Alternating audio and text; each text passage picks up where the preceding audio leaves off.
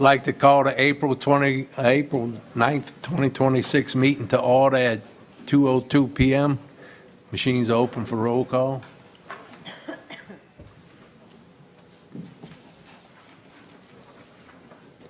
Let the record show 8 members are present. Ms. McCarty's absent. Could stand, and Reverend Edwards going to do the prayer. Let us pray. We take this moment to acknowledge Almighty God and thank Him for our bountiful blessing, especially for the parish natural resources. We give thanks to God for our brave and courageous men and women in our military who daily risk their lives to protect our precious freedom. And we pray for our world leaders to know how to sustain world peace. We pray that this governing body comprised of both council and administration will always serve our parish with honesty, humility, and equality to all. And as the governing body gathered here today, we pray for the wisdom to know right from wrong and the courage to do that which is right. Amen. Mr. Newsom could lead us in the pledge. Of the United States of America, and to the republic for which it stands, one nation, under God, indivisible, with liberty and justice for all. Before we go on the agenda, I'd like to let the people know we got a Pulitzer Prize winner in the building. Y'all missed the presentation Tuesday, but Dr. Gui, it's a good book, what I got to so far. I like it very much. I don't think there's many Wildcats in the audience, but yeah. Well, with permission, I think you have a prejudice assumption, because I know you're a Wildcat. But at this time, I will say that I was present at the presentation, at the book signing, and Dr. Gui, you did a very, very great job. It was attended very well. And some of your classmates, it was like they was back into high school, you know. And everything was well except one thing. They tried to get me to take a picture, and I said, I will not take a picture with a Wildcat. That ain't gonna happen. You do every week, we take pictures. Hey, Rodney. Yeah, I also want to commend my friend Dr. Gui. It was a great day to be there. What I love about the spirit, the book wasn't his book. All the players that were there in the book of them and all, so it was really great to be there. And I didn't tell you this the other night, but I really wasn't interested in reading the book. But after all the other people testified to the validity that was in it, I decided to read it. So I was glad they came, because I know you tend to exaggerate, so but no, it was really great. The spirit in the room was there. I want to commend you in it, and I think all the students in all the high schools and all public libraries should have that book. It's a great book. And I just love how you brought the truism to what was all the things that was happening in 1966 and adversity. And so it was really great. It was great to be there. I'm still basking in it. I think Leslie and I was talking about it just on yesterday. I'm still in that moment. I knew you there, so I just want to say congratulations, my friend. Mr. Jurasich. Yes, congratulations, Dr. Gui. I couldn't make it the other night, but when I got here, I was looking for a copy. I don't see it sitting here. It's double the price for Delta Heritage. DHA is double price, yeah. It's the champagne. Yeah, I was in attendance also, and Dr. Gui, it was an outstanding job. And you know, when you were discussing the book, I was thinking of some of these other classic movies about football teams. They have, Rudy or Remember the Titans. That's right, that's great. They didn't compare to the adversity that your football team faced. I mean, just the mere fact that Hurricane Betsy wiped out everything you had. You played on the field with no lights. You had nothing. And yet you beat the powerhouses in this state who had everything going for them. It was a testimony to the character of the people of Plaquemines Parish, to our esteemed colleague. And I really am blessed to have been there. And I can't wait to see the movie. Thank you, Dr. Gui. As long as he's not starring in it.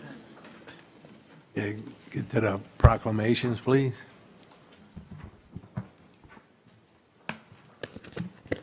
Three proclamations. 3A, a proclamation declaring the month of April 2026 as Fair Housing Month in the Parish of Plaquemines.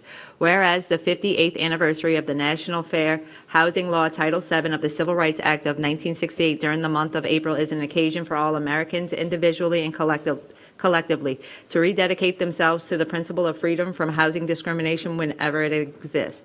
Whereas this law guarantees for each citizen the critical personal element of freely choosing a home, and whereas a fair housing law has been passed by the state of Louisiana and implementation of the law requires positive commitment, involvement, and support of each of our citizens.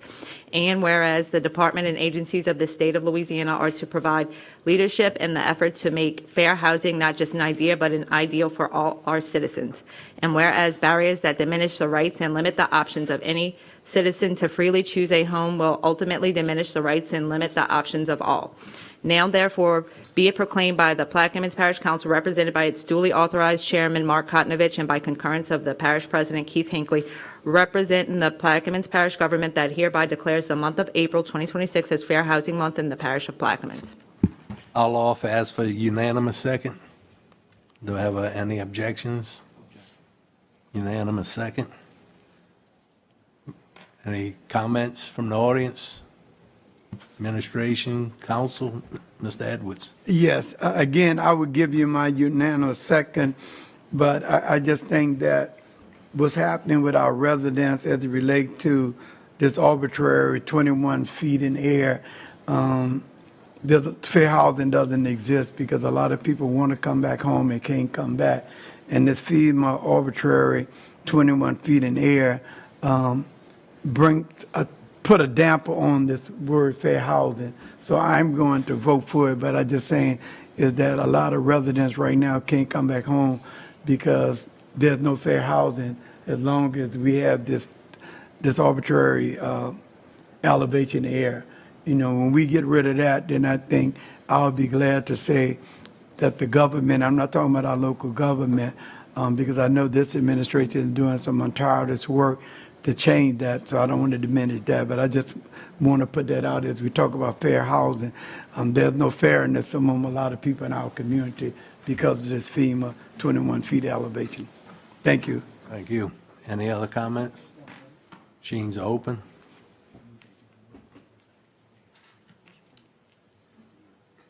And it passes 8-0. Is there anybody here with the fair housing? Go to the next one. A proclamation declaring the month of May as Mental Health Awareness Month in the parish of Plaquemines, whereas mental health supports individuals in their ability to manage emotions, build relationships, and cope with life's challenges. Whereas mental health conditions can significantly disrupt these abilities and, when left untreated, can lead to serious and potentially life-threatening outcomes. Whereas 1 in 5 adults experience a mental health concern each year. Whereas there is often a significant delay, sometimes decades, between the first appearance of symptoms and access to effective treatment and care. Whereas every individual, family, organization, and community, including local mental health partners such as National Alliance on Mental Illness Southeast Louisiana, can play a role in supporting mental wellness and reducing the stigma around mental illness. Whereas public education can improve the lives of individuals, families affected by mental health conditions. Now, therefore, be it proclaimed by the Plaquemines Parish Council, represented by its duly authorized chairman, Mark Kotnovich, and by concurrence of the parish president, Keith Hinckley, representing the Plaquemines Parish government, that it declares May 2026 as Mental Awareness Month in the parish of Plaquemines. I'll offer ask for a unanimous second again. Any objections? Any comments from the audience? Administration, council, machines are open. That passes 8-0. Anybody here with the mental health awareness group? Would you like to come up and make a little speech and take a picture with us?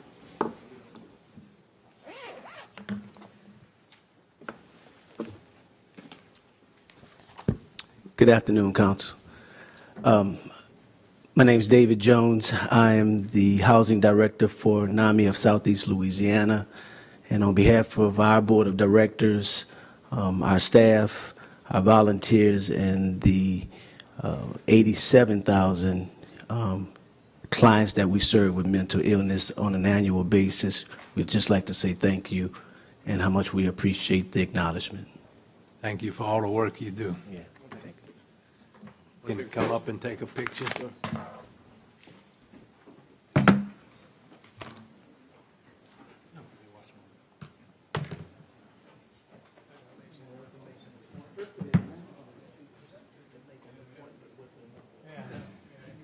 Come on, turn your chair around.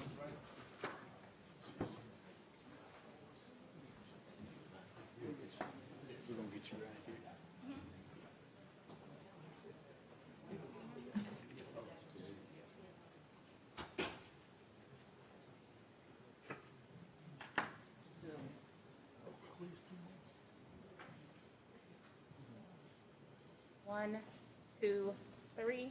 All right, hold it one more time, guys. Watch it, Mitch. One, Mitch, keep your hands to yourself. Three.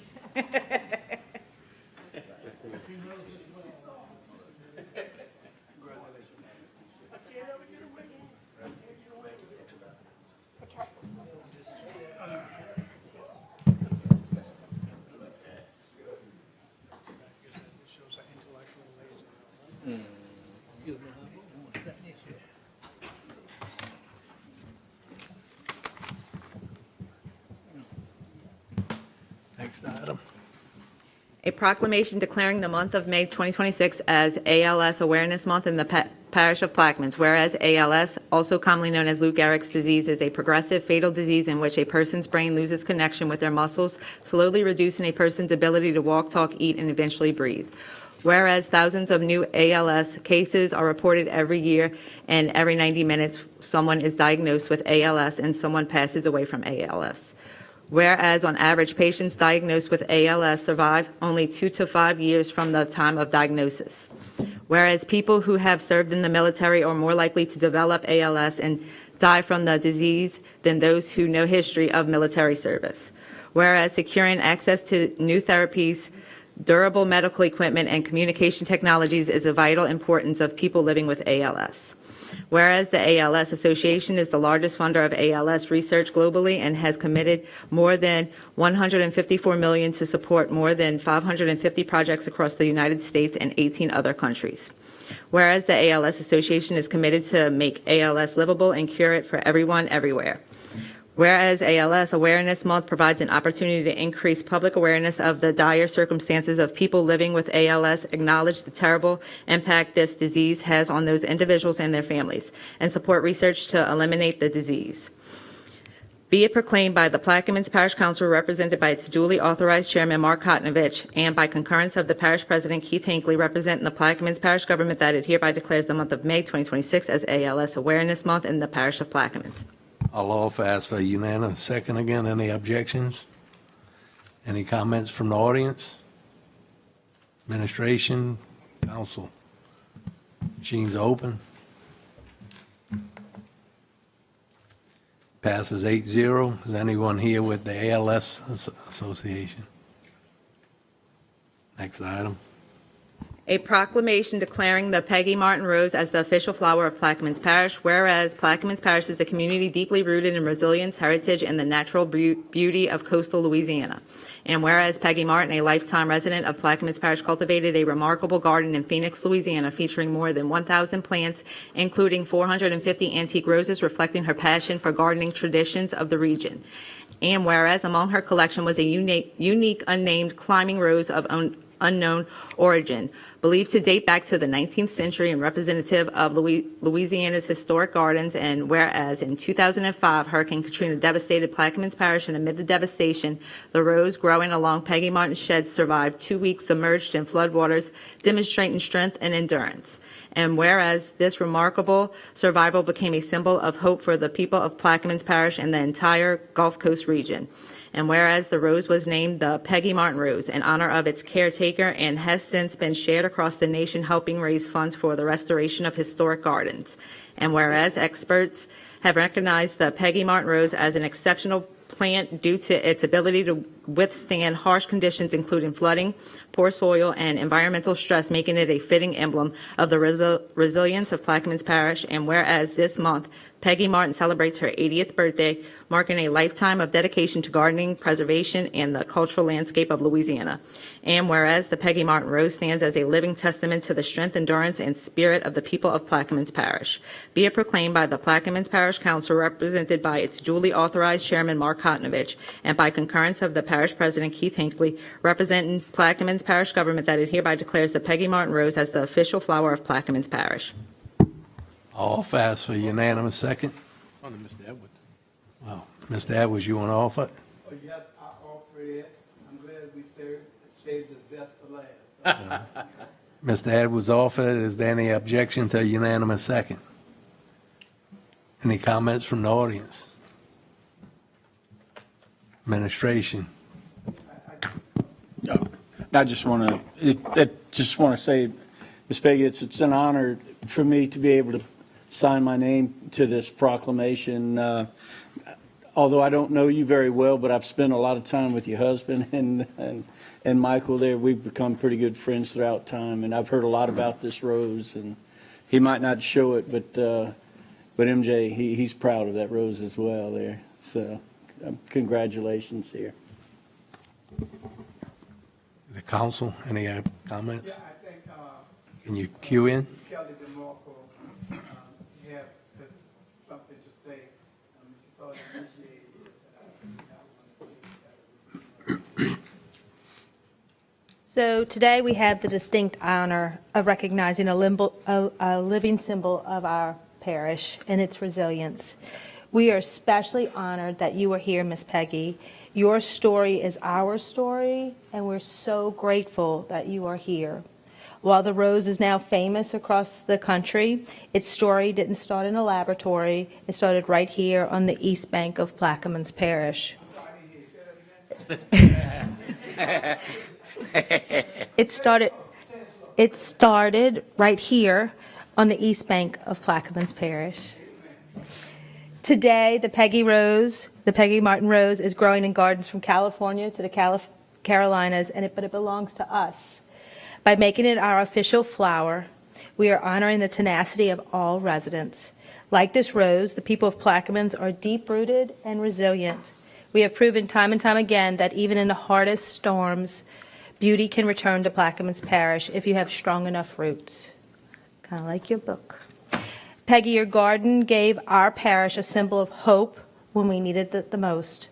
It's only fitting that this rose refused to give up on the East Bank. Amen. Be officially recognized as the floral emblem of the parish it calls home. Thank you. Any other comments? Let's stand for the Sister Rose. Let's stand for Mrs. Martin.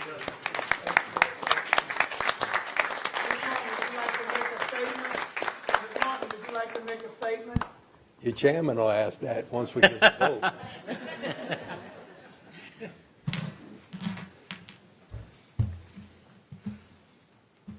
What an honor. Thank you so much. I would also like to tell you that it is in Europe now. We got permission to go through the channels, and so it's being distributed in Europe also. It blows up Facebook. If any of you go on Facebook, you can see it now with people sending in the pictures of their rose blooming, and they are also proud of it. It just fills my heart because it's brought so much joy to so many people from such tragedy. And of course, to me too, it's given me a wonderful thing to work towards after all the devastation of Katrina and the loss. So it's just a beautiful, beautiful thing all the way around. And I appreciate your efforts to do this. It's wonderful. I'm proud, very proud. Thank you. Thank you. Can we open the machines to vote? Gotta vote first.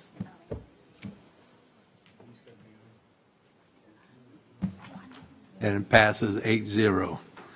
If you would like to come up front, we take a picture with you.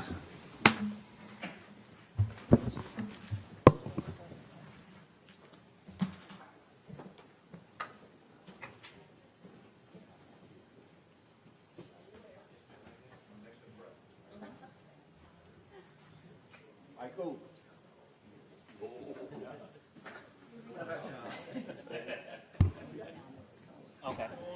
Get in front. Oh, yeah, nah, look out. Okay. Champagne. A little short, you need to get to the front.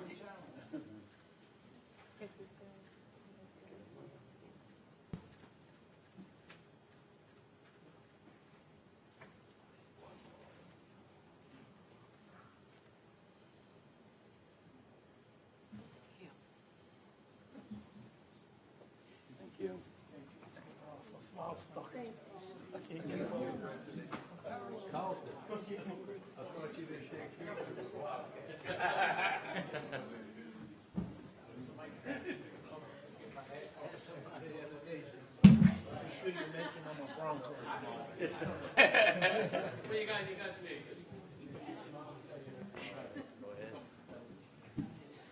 Was it a lady? That'd have to be Lisa Alvarado. Yeah, she was my classmate. All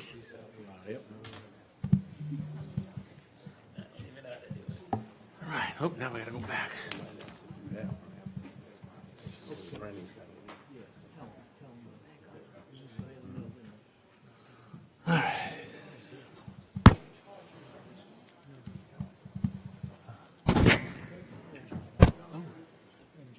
They not playing that slideshow? All right. Well, can we go to 11B4?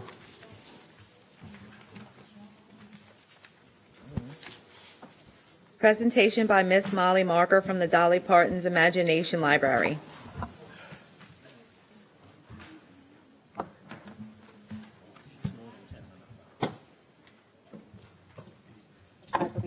Yes, ma'am. From the mic? Where did the mic disappear? All right. Okay. Yes, ma'am. Well, thank you so much. Good afternoon. Do I need to hit anything here? Is it on? I'm seeing the roses. Is that what that's for?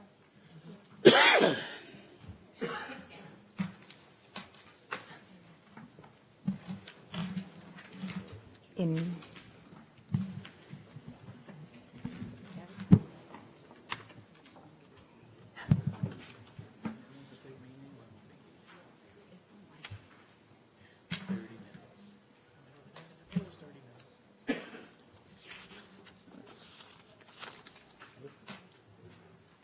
There we go. There we go.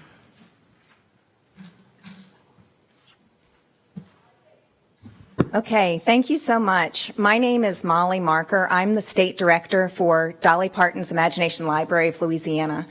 And I'm so excited to be here with you this afternoon and bring greetings from Dolly herself. Dolly formed the Dollywood Foundation in 1988. It's a 501c3 nonprofit organization that she created to serve mainly the folks in her home county of Sevier County, Tennessee. And it was created to share her life and legacy and inspire children to dream more, learn more, care more, and be more. But what happens is so much more. We'll see. Dolly says it better than I can. Let's see if she can say it here. No. Well, I can, Need some volume. the volume. I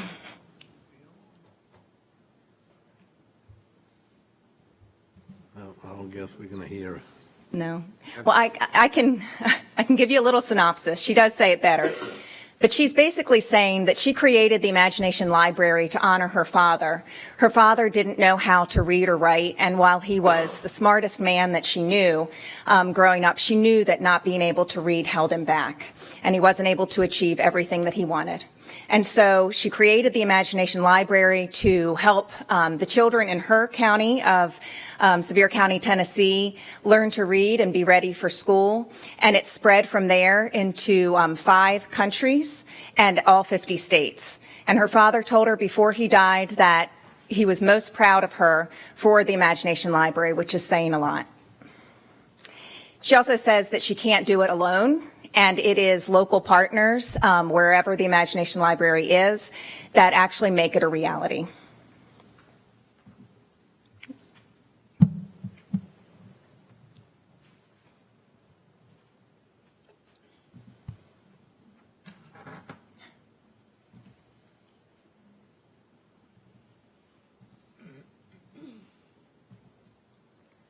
Okay, so welcome to Dolly Parton's Imagination Library.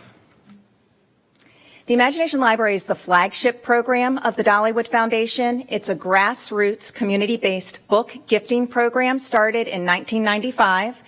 And in the past 30 years, we have gifted over 3 million books a month to a total of 300 million books over those 3 decades.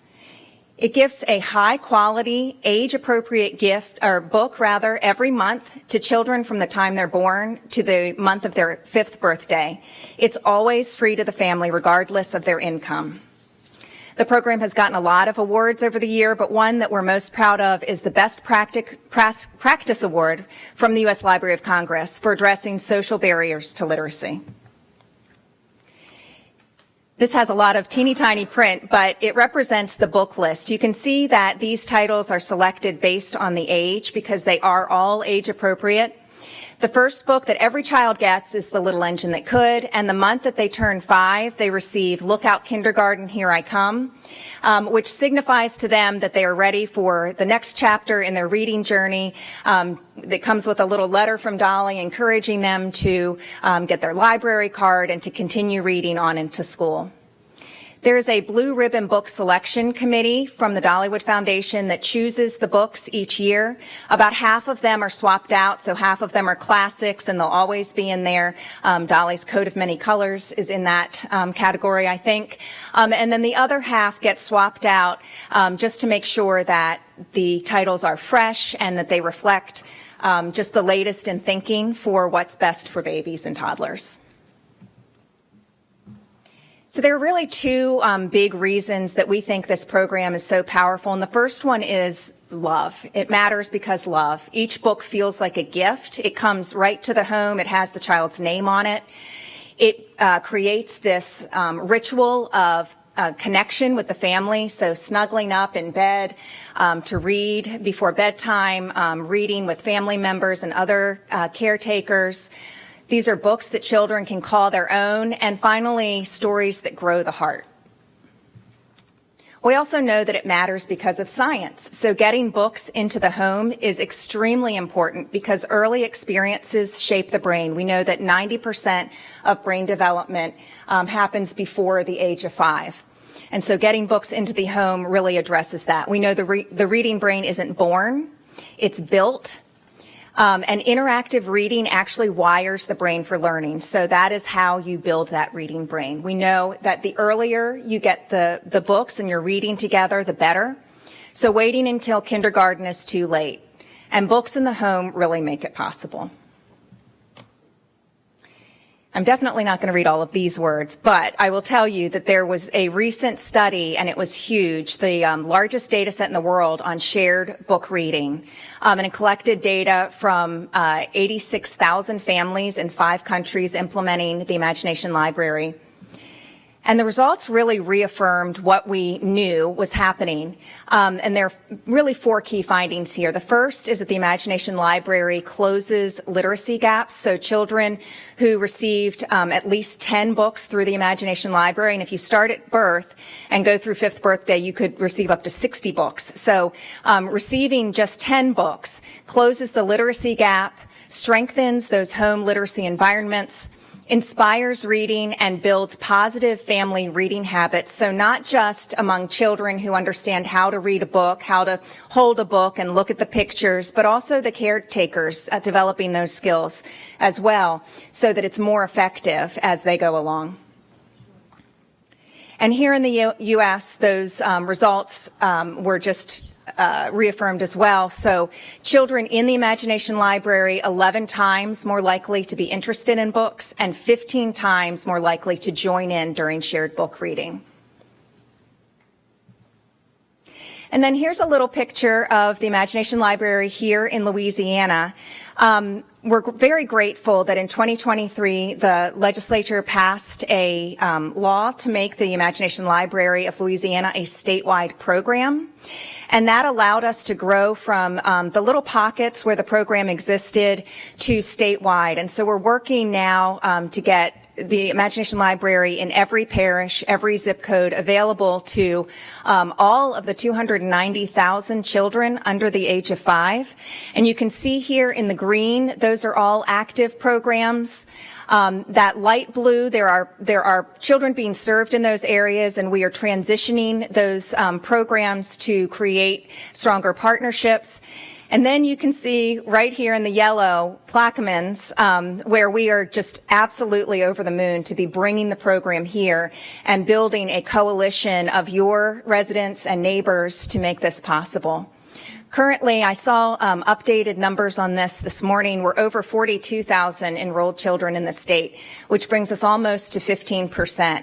Our goal is to get to 65%, so that we are reaching at least 65% of children under the age of 5 with this resource. And it really is a pretty unique public-private partnership. So the Dollywood Foundation does all of the work to coordinate the book selection, produce those books. They actually get mailed out from one main mail house in Tennessee. You can imagine 3 million books going out from that mail house. They're very busy there.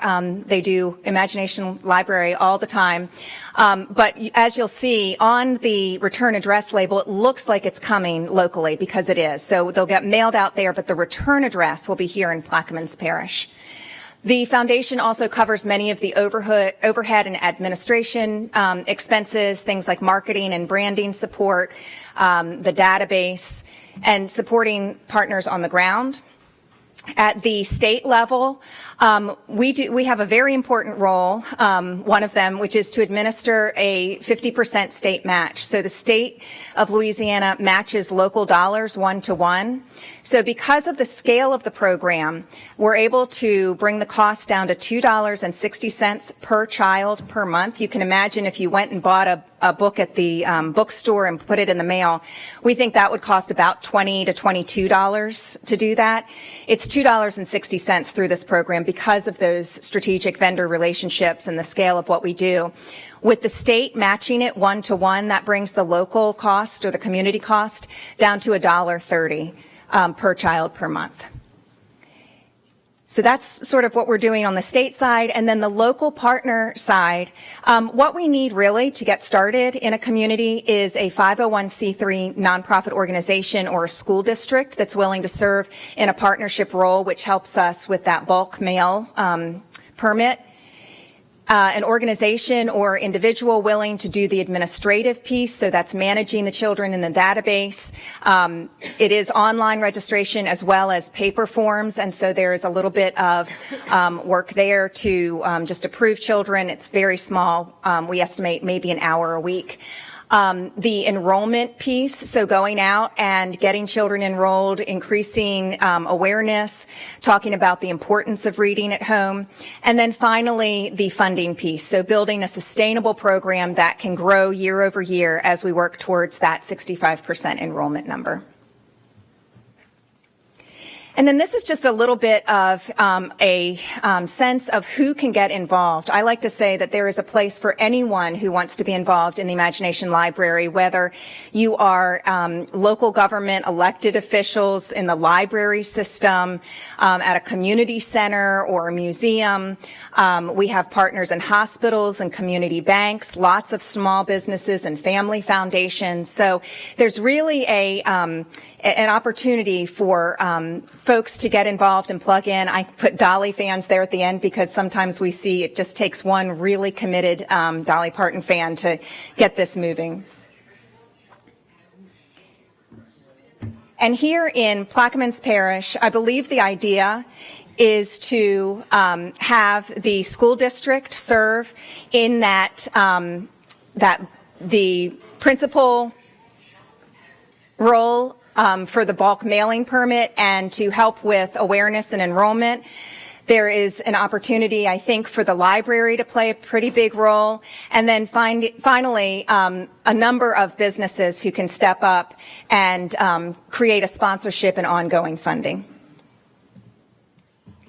And then this is just a picture of the mailing label, so you can see there is a place there for the school district to have their return address, so you'll see it's coming right from your local school district. And you can also see that the child's name and the parent's name are on every mailing label there. And then on the imaginationlibrary.com website, Plaquemines Parish will have their own page or your own page, and you will be able to put their recognition of all of the partners who are involved. You can take donations straight on that site, and it will go to paying the wholesale books and mailing cost. And then down at the bottom, you can see is the online registration form. And then this is a representation of what we expect to see in terms of growth year over year. It takes about 5 or 6 years to get to that 65% enrollment in most programs that we see across the country. And you can see that it starts, you've got about, I think just shy of 1,400 children estimated under the age of 5. So year one, we would expect to see about 335 of them enrolled, and then it would grow from there. So from 23% of eligible children to 35 to 47 and beyond till we hit that 65% number. And you can see that the year one number, if we are trending around that 23%, is probably about $3,500 to pay the community cost for the books and mailing. And then that will grow to year 5. It says 13.4. I would say year 6 and above, maybe you would top out at about 15,000. So I'll leave you with a quote from Dolly, one of my favorites. She loves to say, "You can never get enough books into the hands of enough children." Thank you so much. Thank you. Any comments from the audience? Administration? Council? Chairman, Yes, ma'am. I would like to thank Ms. Molly for coming and bringing it in. If you notice the map, when she put the map up, when it came to the administration, Plaquemines Parish, there's only 2 parishes that was not part of the Dolly Parton Foundation. And Plaquemines Parish was one of those parishes. And after she made the presentation, brought the presentation to us, we thought this was awesome. We have to get this going in Plaquemines Parish for our residents and for the kids of Plaquemines as far as the reading program. So I want to thank her. She's meeting later at the 6 o'clock time with the Plaquemines Parish School Board, who will be partnering with us to get this started. We had a great meeting with some of the partners in the community, and we're excited about it. And we just wanted to bring it today since she was going to be in this area, so you all could, so she could introduce it to you all. Thank you. Agenda number 2.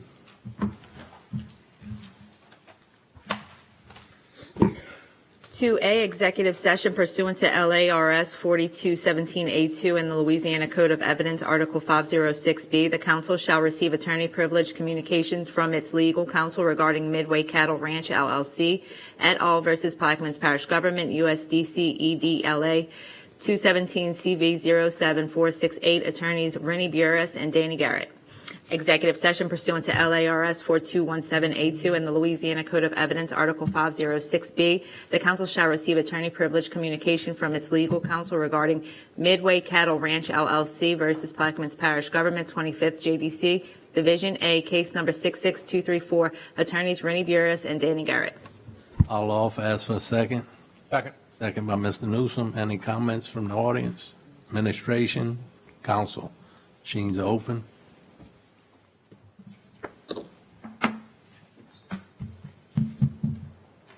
Let the record show it passes 8-0. Let the record show going to executive session at 2:41. Let the record show we come back from executive session at 3:16 p.m. with no binding action. Next item on the agenda, please. 4, administration updates, comprehensive master plan update.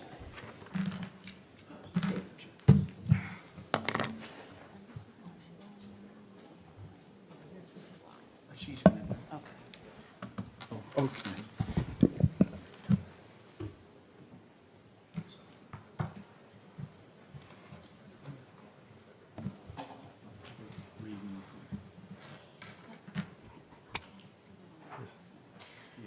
Hello and good afternoon. I'm happy to be here to talk to you about the kind of very beginning, setting the stage of the comprehensive master plan for Plaquemines Parish. I'm going to try to keep this to 5. Can you give us your name and? I'm going to do it on the next slide if that's okay. I will skip over. So I'm from Desireline. My name is Kara Dudek-Mizell. We're a local urban planning, floodplain management, and grants firm. Also here are our CEO, Alex Carter, planning director, Tara Lambeth, and senior planner, Eric London. I am kind of just setting the stage here, not bombarding you with too much information, just telling you that this is happening. It's important that you be involved and maybe help spread the word to your communities. This isn't Desireline's first time working in the parish. There was a targeted market study for Alliance to St. Jude in September of 2025, but as I mentioned, today we're talking about the comprehensive master plan process. Starting out at a kind of base level, what is a comprehensive plan? It's a long-term roadmap. So think about how the future of the parish looks, and that is put into this plan document. There's a vision so that everyone can move forward together. It's community-driven and inclusive, so it represents lots of voices, lots of backgrounds. There's the community component, and then there's a data component so that we are, of course, not making assumptions, but we're getting, for example, census data or local information to really combine with the community data. And you're maybe wondering why you should care or what the end goal of this is. And it's action oriented. So in the end, there will be specific goals, things to move forward with, short term, medium term, long term, that you can really, through this process, you all, development board, the community have created these goals together. And it's something that you can all work towards together. Also speaking to how this is pertinent to you all, on the left-hand side is different boards and commissions. On the right-hand side, there's some regulatory tools. Each parish is set up a little bit different in the way that they implement these tools. But for you all, as the parish council, you're the highest legislative authority, and you are overseeing the adoption of the comprehensive plan, and then also local online code. And then you can see development board has some other duties, including making the plan itself. And like I mentioned, each parish can be a little bit different in the way that they do these things. There's 3 phases, so we're in this first phase. They're each about 6 months, and the plan is to talk to you all at least once per phase so that you know kind of how the last one wrapped up and what we're getting into. So right now, phase 1 is master planning launch and community assessment.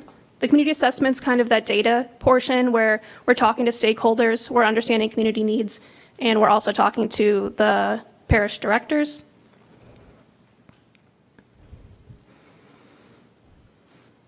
Overall, the plan is just for this to be very efficient and transparent. That's part of why we're here today, is to start getting the word out about this process and having you all help spread the word. A comprehensive plan is, as its name says, very, very broad. And so it is the most wide scope document that you may have. And it can include things like water, land use, infrastructure, zoning, transportation, economic development, my personal favorite, parks, those kinds of things. Everything is included in this process. I'm going to go through this quickly because I would like to hear if you all have questions or comments for me to take down. But like I mentioned, each phase is 6 months, starting out with this master plan launch and community assessment, also includes initial outreach and engagement. The second phase, so roughly July through December of this year, is where we really get in deep with community outreach and engagement, plan visioning, and creating those really tangible goals and objectives that I mentioned. And then phase 3 is where we start to have a full plan document, come to these meetings, talk to you all for a bit more detail, and eventually move towards adoption for this vision for the parish. Speaking specifically about community outreach and engagement, I kind of talk about that a lot, but an outreach and engagement plan will guide this process. Outreach is that sharing of information, so that is a project website, that's just the way in which we give handouts, that's just sharing. Engagement is that back and forth, where we have discussion, where people tell us what they want, where we incorporate that into the plan process. And it can be through a lot of things, steering committees, workshops, stakeholder interviews, focus groups, surveys, and so on. And we are definitely open to hearing what you think would work best, knowing that it'll be a combination of all of these things. There is a project website where people can go now to both get a bit of information and to also sign up for email updates. So that's Plaquemines Parish Master Plan 2037.com. This is what we hope you can help us begin to share through maybe your online platforms or just with your neighbors and community members. Let them know that this project is happening. And a question that has come up a lot is everyone going to be represented? And is there going to be engagement throughout the parish?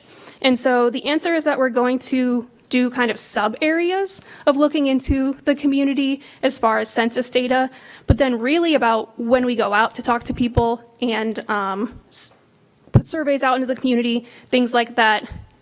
We're thinking about lots of places, not just the parish as one. That's all I have for you. Thank you. Any comments from the audience?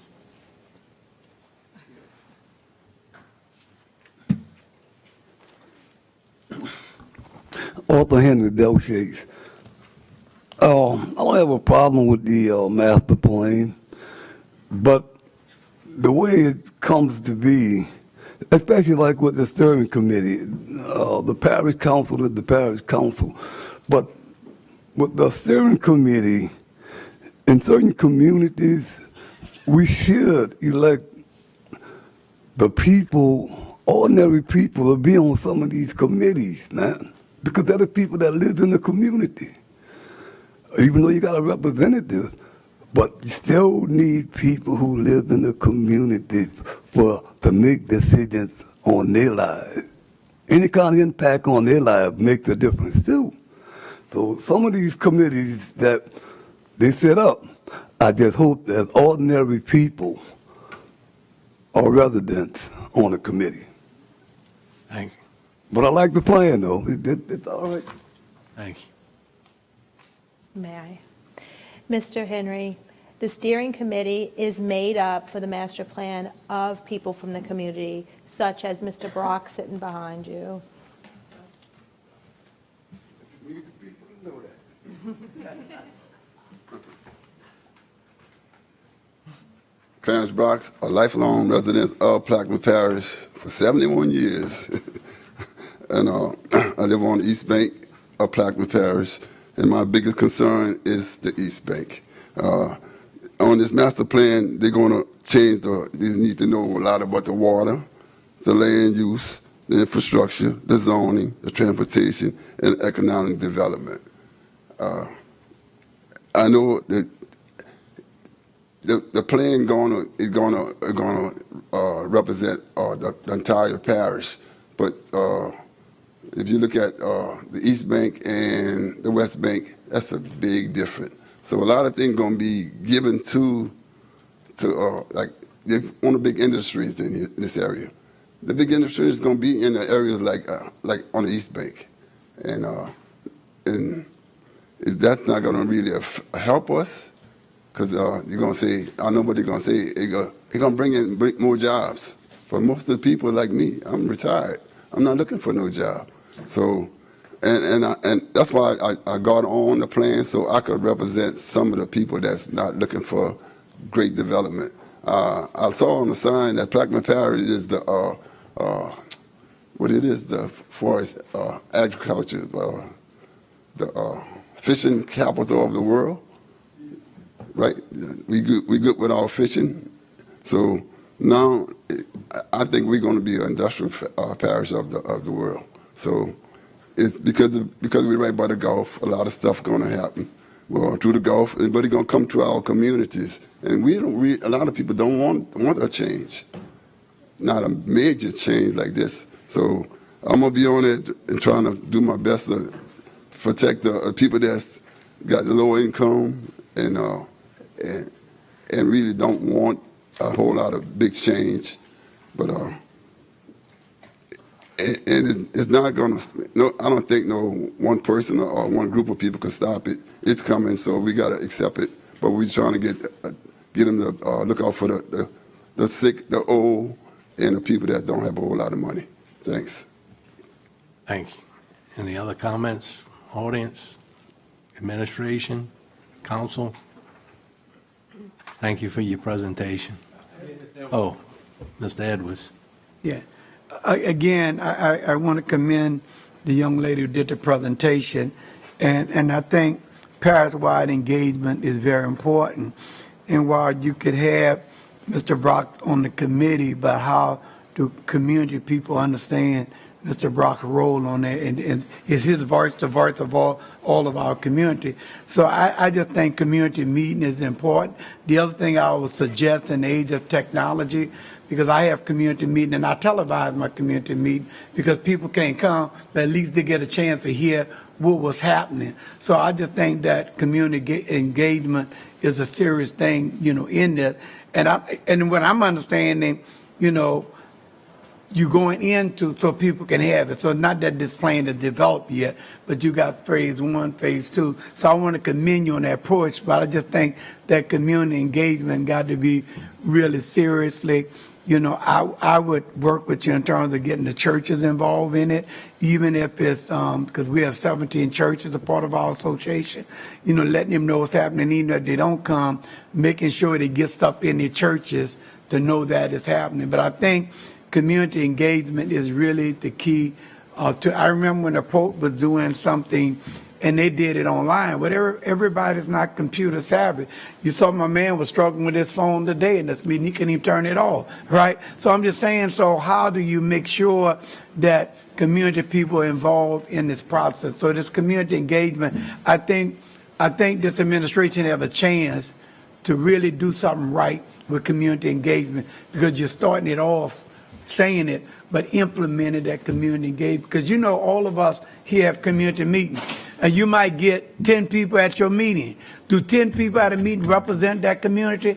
But I would say to this, I know for a fact I could have a meet with 20 people at it, but I could see that my online thing might have 800 people. So it went out, because everybody was there, because some people, if it's online, they will look at. So I'm hoping that when you do these meetings that you keep that in mind. So I want to commend you, on approach was laid out is a good thing. It's just the implementing that community engagement piece. Really, really make that happen.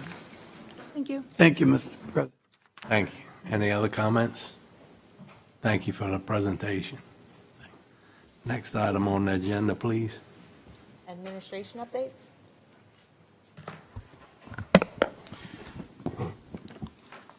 All right, good afternoon. Highway 11 project, Otwell is about 50% complete with the utility replacements, and they will mobilize a second team next week to start the patching. The Building 3, the generator, I believe it was today that they did the gas line, and the electrician will follow up and finish the connections and do the testing. East Bank, the cast iron water line replacement due to the weather delays, the start date now is Monday, the 13th.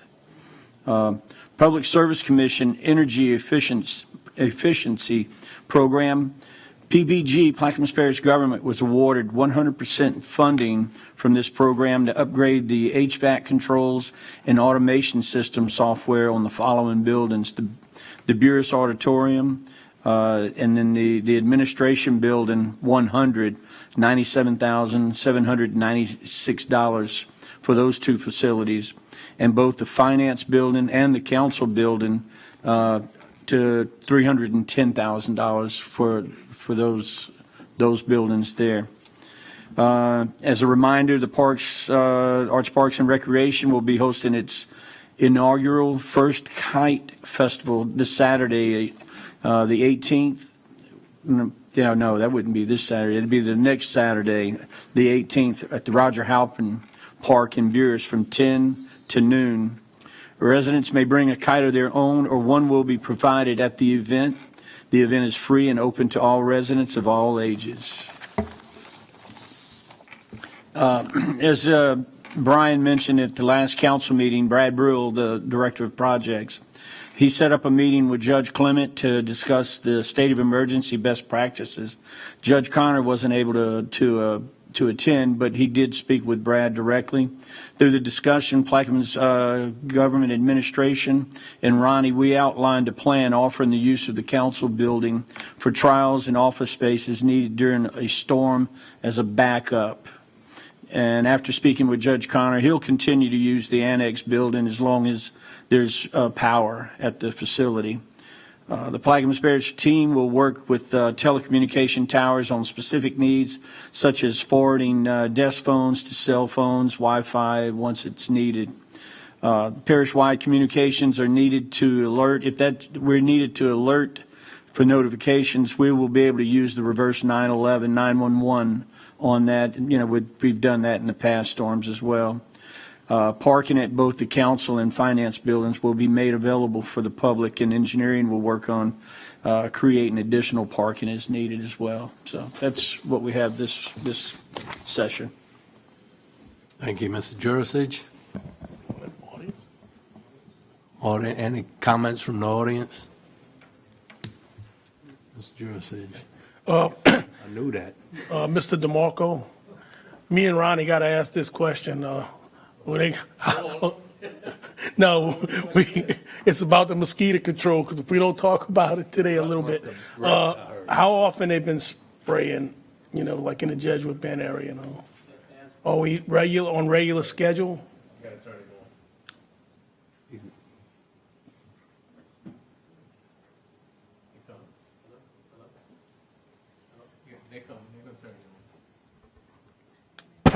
There you go. As of right now, we're not, but any special requests, any request, they are out there. But they are testing, they are doing landing rates, they put traps out, and trying to determine the areas that need spray the most. But any special request, they will respond.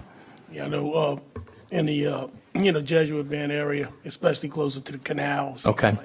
It's bad. You're closer to the marsh back there and everything. But they were asking, we get them calls because they don't see the truck, and we paying for the service. Forward them to me. But and I don't know if you don't go by Mr. Schultz playground back there and spray for him, because he gets eat up all the time. So. You just gotta wait. You just gotta wait. You finished, Mr. Jurasich? Yeah. Mr. LaFrance.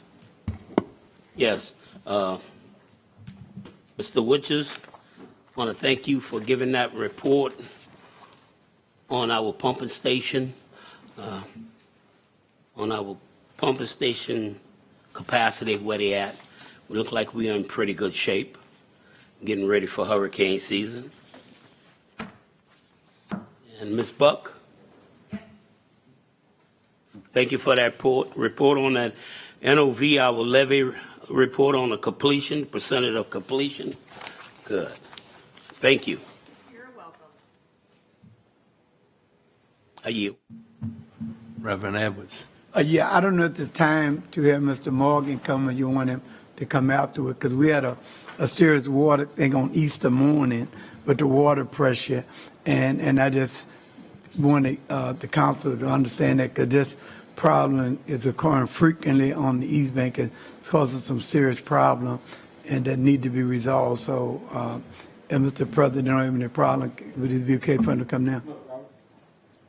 And while he coming, I also want to commend Ms. Buck for the work that she's doing also, because as I talked to a lot of people who were part of FEMA, used to part of FEMA, everybody mentioned her name, to it. So, and I was very excited to get that report on all the work with the levee, because it would help resolve this problem we have with FEMA with the 21 elevation. So I really want to thank you for that. And And I think it's commendable that everybody I talk to, they would mention your name, you know, so I want to thank you for the work that you're doing. I don't know if that's a good thing or bad thing, because my mouth never stops. I had some bad things, but I didn't want to bring it up today. I'm used to it. Hey, Reverend, that was Robert Ward, Infomark, 126 Sewer Plant Road. That weekend, what happened, I looked at the bills and we looked at our three highest consumers. We didn't see any abnormal usage. But I think the incident happened around from like 5 to 5:45 was restored. So, we did put monitors out this weekend. This week we did. I had my guys put monitors out, SCADA system out, and we'll be able to tell a little bit better when something like this happened. But we only received maybe 3 calls about it. So I'm sure we had 20 psi in the main line, but some of the elevated homes might have a lower PSI. So we did issue a precautionary boil water notice just to be on the safe side. But like I said, we did put some extra SCADA system in place to make sure we monitor the pressure at the facility. But we are running it, I would say 20 hours a day right now. So we're up and the tank is full at the end. So we're guessing somebody either tied into a hydrant and pulled water fast or something like that, because it wasn't the prison and it wasn't the coal place. So. But you agree it had to be an enormous amount of water to bring the pressure as low as it went down. I wouldn't say enormous amount, but I would say every bit of 50,000 gallons, somewhere around there. Yeah. That's a lot, right? Well. Yeah. And I think the good part about it is the time of morning that it happened. Yeah, that's what but we have a lot of people get up at 5 in the morning, and some people just don't know the process, because when the borough water thing went into effect, everybody said, well, what happened? Why are we under, A lot of people didn't notice. A lot of people didn't know what happened because they were still asleep. So what are you telling me, that the procedure that you're putting in place, we can tell what happened if it happened again? If it drops below 20 psi, we'll have. Because I think we need to know the source. We are looking around. Like I said, it wasn't a prison, and it wasn't a cold place. So I'm not sure. We're really not sure, because I looked at all the usage and the usage looked normal. So I'm not going to put it on the prison or anybody else right now. And we thank your quick response, for especially to get the information to the 911 people and all this. I really want to commend you. So just keep us posted in terms of that monitoring, because I think that's needed. All right, will do. I yield, Mr. President. Mr. Schultz? So when are we going to start spraying mosquito control on a regular basis? We talked about this 2 weeks ago, and you said that we pretty much were going to start. We're in April. I thought our winter months was December, January, February. April is historically when they start. Okay. And I'll push them to get on the regular program, the regular spray schedule. I'm already getting tons of phone calls. We talked about it 2 weeks ago. We have to do better. I yield. Mr. Newsom. Thank you, Mr. Chairman. Just a little reiterate, the President, we did have that meeting with the COOP, C-O-O-P, which I didn't know what that stood for, but they did tell me what they did. They did tell me what it Make me repeat. Continuously operations, yeah. So it was a very good meeting. Like I said, we met with them, and as the President said, the council chambers will be used only, and let me say that, only as a backup when the power is out, because we do now, this is a different situation that we have now. We appropriated money for a generator for this building, so we do have the ability to keep government, courts moving forward in the system where we're not down and out, where we don't have any power. So we do have that, and that's why it was brought about. Thank y'all for Mr. Champagne and Mr. President. Thank you. Also, Mr. Wishes, I did see your report. Thank you for your update for your report. Do y'all put that report out on the parish website? No. Would it be possible, or is it? Would you have, if we put it out on our social media sites? Because residents do like to know what's going on with the pump stations and stuff. I would assume you can put it out on any I just wanted to ask you social media you want to. Yeah, I'm not against that. Okay, I just want to make sure it was all right with you. That's it. Thank you. Mr. LaFrance. Yes. Mr. DeMarco, I'm going to let the report that you gave me on the bid package the results of it? Did you give it to the rest of the council members? I have not. I wanted to speak with you first, Okay, since it's your item. Yes, sir, but I'll forward that to the entire council. great, thank you. And Clearwell, the bids, the results from the bids, look like we're about $500,000 shy. So we're gonna have to try to find $500,000 so we can build that Clearwell.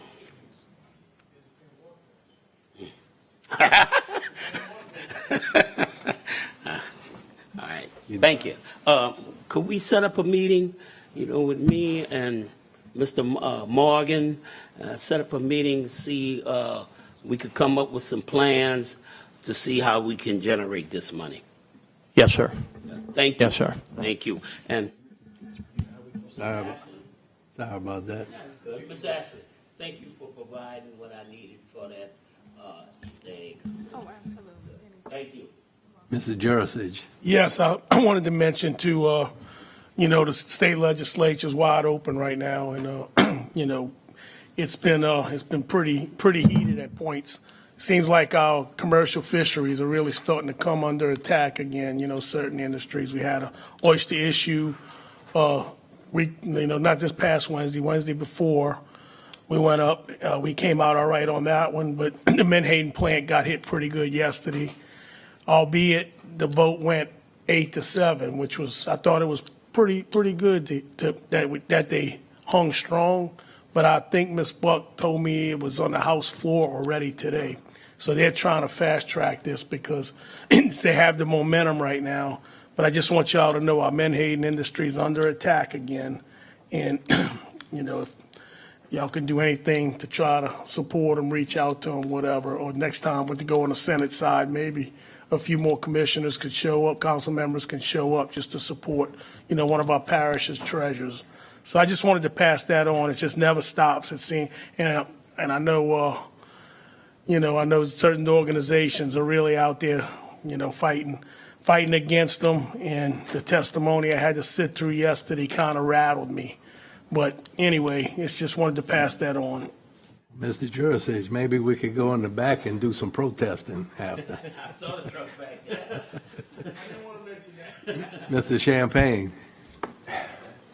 Yeah, I don't want to gloss over this. Mr. LaFrance, Councilman LaFrance spoke about the Clearwell, and we need it. My God, we need to have that for our water system down there. We need about $500,000 short. And what's the total cost on that? The lowest. $1,226,000.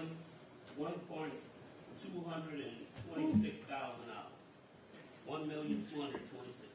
That's significant. And we projected $765,000. Significant, and we need it. Mr. DeMarco, how much have we shelled out of different funds to pay for water this year? Well over $5 million, right? There it is. I've been talking about this for over a year. Our chickens are coming home to roost right now. The millage failed. Our water rates are one of the lowest in the state, and we can't afford to fix our water system. Now we can rape every other fund to fix the water system. Can't live without water. And I only bring this up because, it's time to really take a serious look at this. This is an enterprise fund. It has to sustain itself. It has to pay for itself. Now, the bigger picture is now with this enterprise fund not being self-sustaining, we may lose our ability to get grants. So now we can say, let's get a grant to get the Clearwell. But since the enterprise fund is no longer self-sustaining, we may be denied that in the future. We're not there yet. I don't think so. But it's coming. So again, we need this. But we need to take a serious look as representatives of this community and figure out what we're going to do. Because we can't have this Clearwell problem happen there. What's next? We're going to have something else break in the future because our system is fragile. We've done a good job of reinvesting in our infrastructure, but we're running out of funds to reinvest because we're paying for a consumable. I yield. Mr. Newsom. Yes, thank you again, Mr. Chairman. Just one comment, and thank you from Mr. Juris for bringing up the issues that the Menhaden industry has problems with, and I fully support the Menhaden industry. Ms. Buckham, just actually, I know you stay on top of the legislation. Can just when this comes up in Baton Rouge for conversation, please let us know as early as possible. Thank you. Most definitely. It's probably posted the day before, so, or that day. Probably do that for a week. I'd like to thank the parish for the assistance they gave for the Croatian Festival. It was a great event. Mr. Morgan, can you come up to the stand, please? You got any update on that drainage sewage line that's making the shoulder of the road sink in Boothville? Oh, that's, 'Cause now it's going, if you go look, there's a void underneath the road. yeah, Clifford Lane, yeah. yeah, I know me and Jeff spoke about that, and I think it's an engineer, so we're gonna, I like, know DOTD come out there that they was gonna drive sheep piling, but they didn't want to drive sheep pilings if it keeps eating out. yeah. So I know, go ahead, Jeff. That excuse me, that's another project. Again, I know we're beating a dead horse, but that came in over budget as well. It went back to the engineer to try and do some adjustments, reevaluate what's an absolute necessity and what's not. But it's back at the engineer because of the bid. Thank you. Next item, please. 6, beer and liquor licenses, 6A, Old Cellar Bar, 8488 Highway 23, Belchase, Louisiana. The Den Lounge, 42805 Highway 23, Venice, Louisiana. Moss Sandwich and Snack Shop, 39570 Highway 23, Buras, Louisiana. I'll offer, ask for a second. Second by Mr. Jurasich. Any comments from the audience? Administration, council? Machine's open.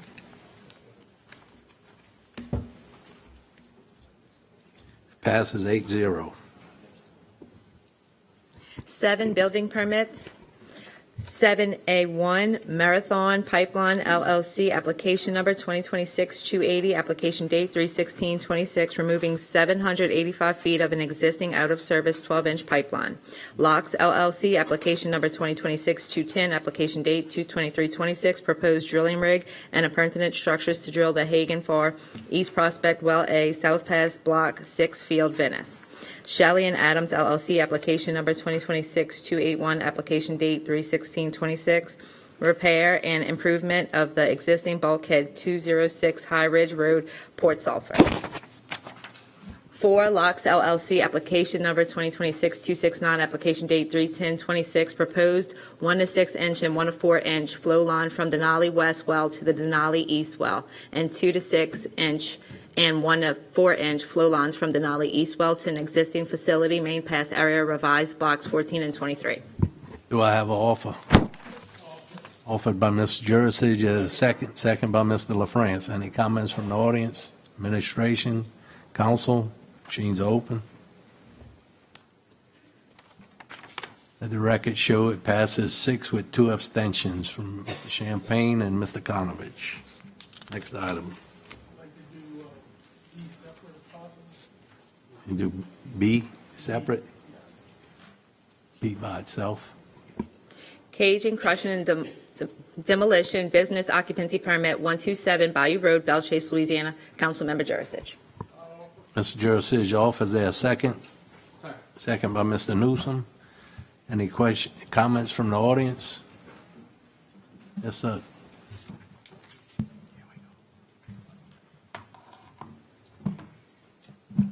State your name and address for the record, please. Good afternoon, council members. My name is Glenn Garrett, 225 Bayou Road. This is my wife, Letha Garrett.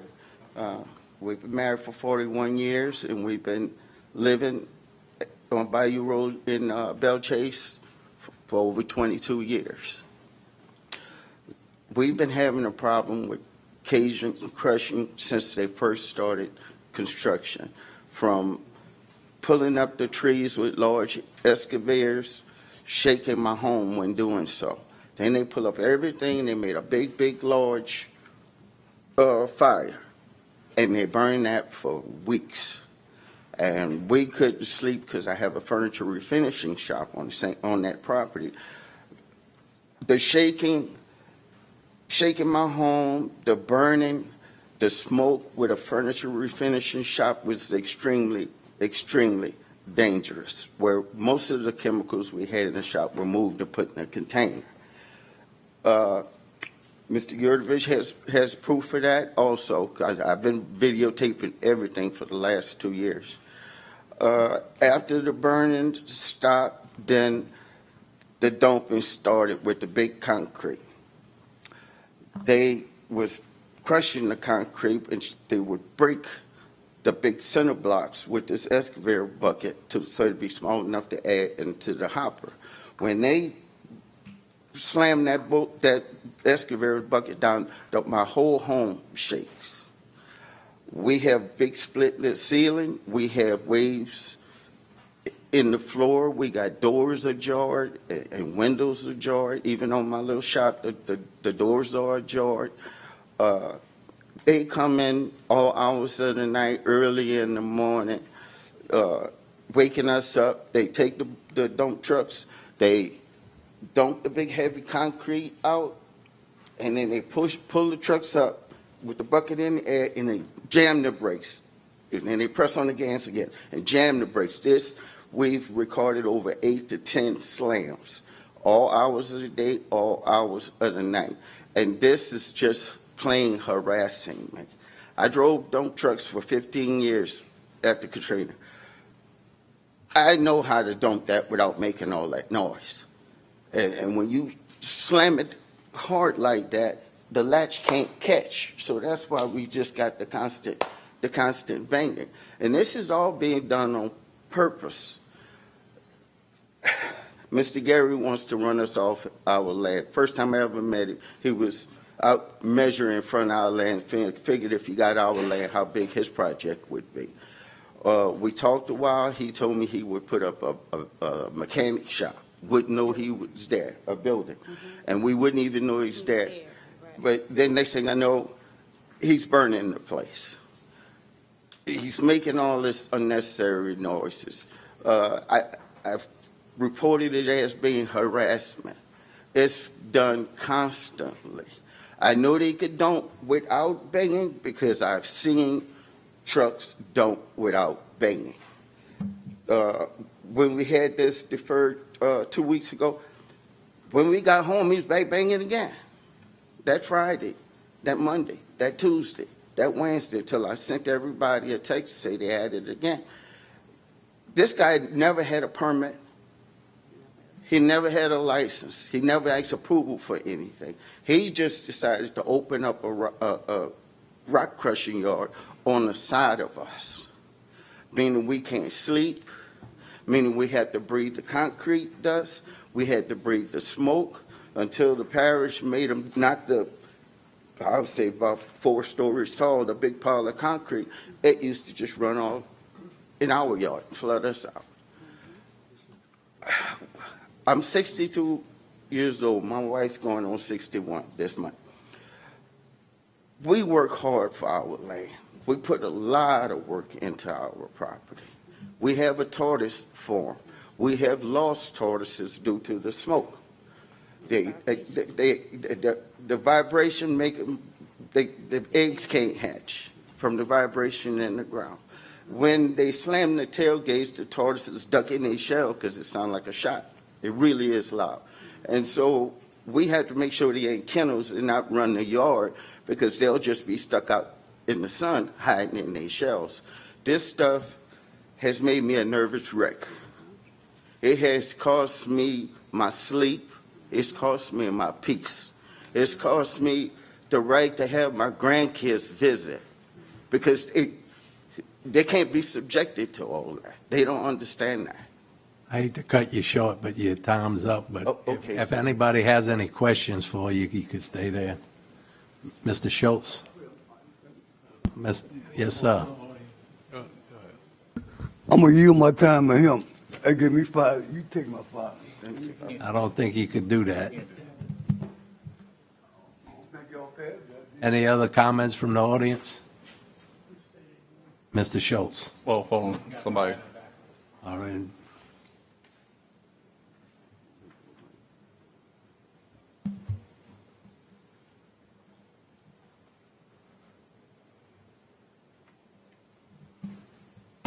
How you doing? Gary Gotro, lifelong resident of Plaquemines Parish. So I bought the property year and a half, maybe 2 years ago. We intentionally bought the property because it is zoned I3 heavy industrial, which is very hard to find in the locations we were looking for. When I first bought the property, the intentions were to possibly do some warehouses and things, and noticing that a lot of warehouses were not renting, we decided to pivot. But whatever we were going to do with the land, we had to clear the land. I checked to see if there was anything we needed to be able to clear the land, so on and so forth. I was told there was not. I checked again with DEQ, and I've been doing this 20 years in the heavy civil construction industry, recycling concrete, asphalt, concrete production, heavy civil road work. To my knowledge, the way it works is, and I'm the landowner again, and my tenant is Cajun Crushing and Demolition. The landowner is, because right now we're just trying to stockpile material. That's all we're doing. There's no crushing going on. They did crush once. The mobile operation, to my knowledge, the way it's always been done, has the mobile air permit that goes around with the operation. The land, we had to check to see what permits and things we needed, so we went through DEQ. DEQ came back and responded that they didn't require any specific permits to stockpile material. I left 40 foot of trees between my property and my next door neighbors, trying to be a good neighbor. Went over there and met him, gave him my phone number. That turned out to be a big mistake. I had to block his number. He wants to talk about harassment. I've had him out in the middle of the street, jumping up and down, screaming and cursing at Cajun Crushing's employees and inviting them to come over, and he's going to whip their you-know-what. It's been a mess. And I live on the Intercoastal, and when I moved onto the Intercoastal, it comes with the territory that I'm going to have boats and horns and lights. So I have boats come through, blowing the horn in the middle of the night. They shining Q-beams through my window, trying to find the shoreline and check for docks.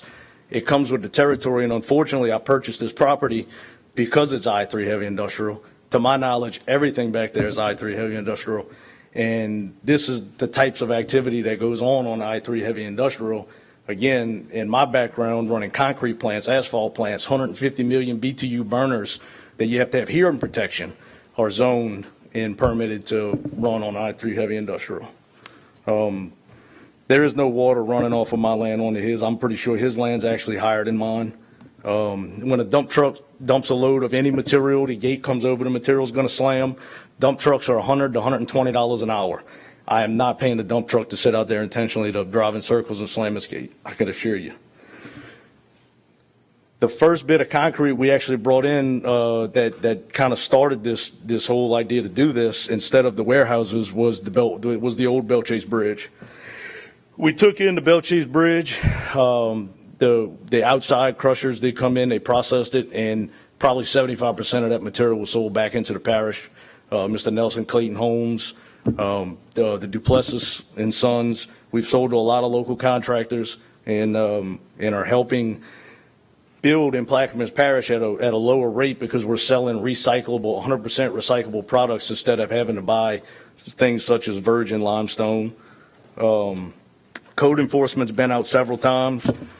Several times. Police have been out several times, and the consensus always comes back to, we don't see y'all doing anything wrong. So when you're running heavy equipment and moving material around, I mean, we pretty much live on top of a swamp. And I know I was on the phone with Mr. Mitch one time. We were discussing this whole situation, and I was sitting at State Oil gas station. And every time a dump truck or a 18-wheeler goes down Belle Chase Highway, my truck is jumping. Now I'm sitting on concrete pavement at a gas station with fuel tanks under the ground. That's the land we live on, and we're doing everything we can to not, to minimize that. But if we're moving boulders of concrete and pieces of concrete, and we're moving stockpiling, I think that vibration is just about inevitable. My decibel levels, we've checked those, 76 during the day, goes down to 73 at night, and that actually excludes, if I read it right, it excludes mobile equipment such as dump trucks, heavy equipment, and I think it's specifically for backup alarms, and the tailgates are a spike, not a maintain above decibel level. Thank you. Time's up. Any other comments from the audience? Administration? Mr. Schultz? Yes, since Ms. Dimitri's here, I got a question for her. It sounds like this has been going on, I don't know how long, but it sounds like it's been going on for a while. But were they supposed to have a permit this whole time? And are we now granting a permit after the fact? How y'all doing today? I was alerted that they were operating maybe like September of last year. Contacted Mr. Gary Gautreaux to come into the office to try to get into compliance. He came in January, started the process. We reached out to DEQ, tried to get, their state and federal permits together.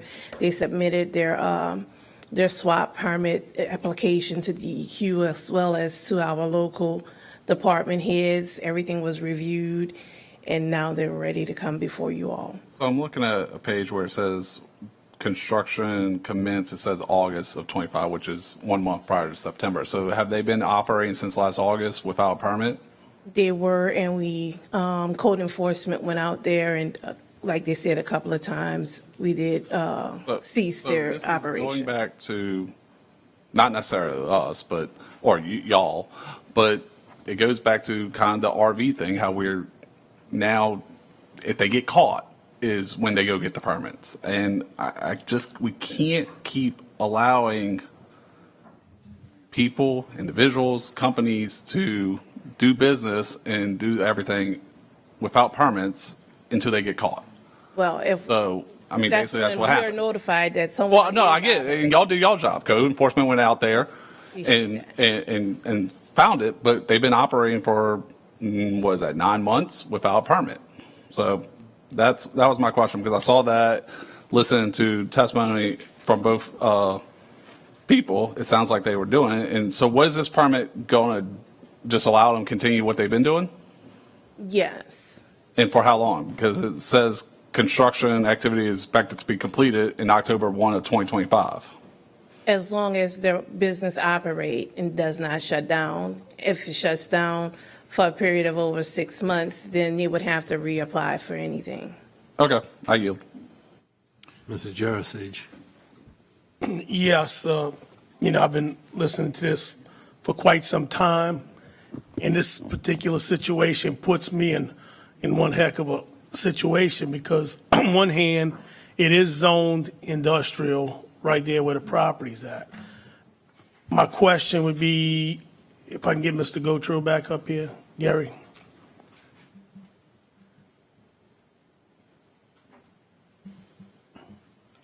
How many acres is this property? 5.15. Where is most of the activity taking place? Right now, pretty much dead center of that property.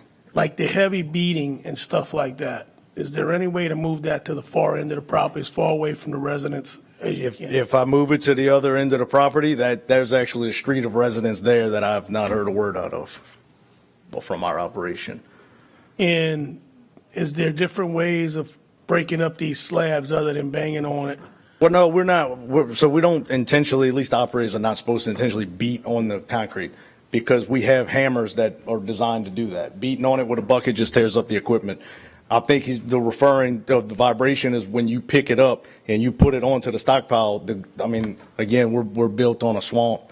That's almost impossible to stop. Even if Barry is digging a roadway, a concrete roadway right off of Highway 23, if you're within 50 to 100 feet of it, you're probably going to feel some of that vibration because of the subbase we live on.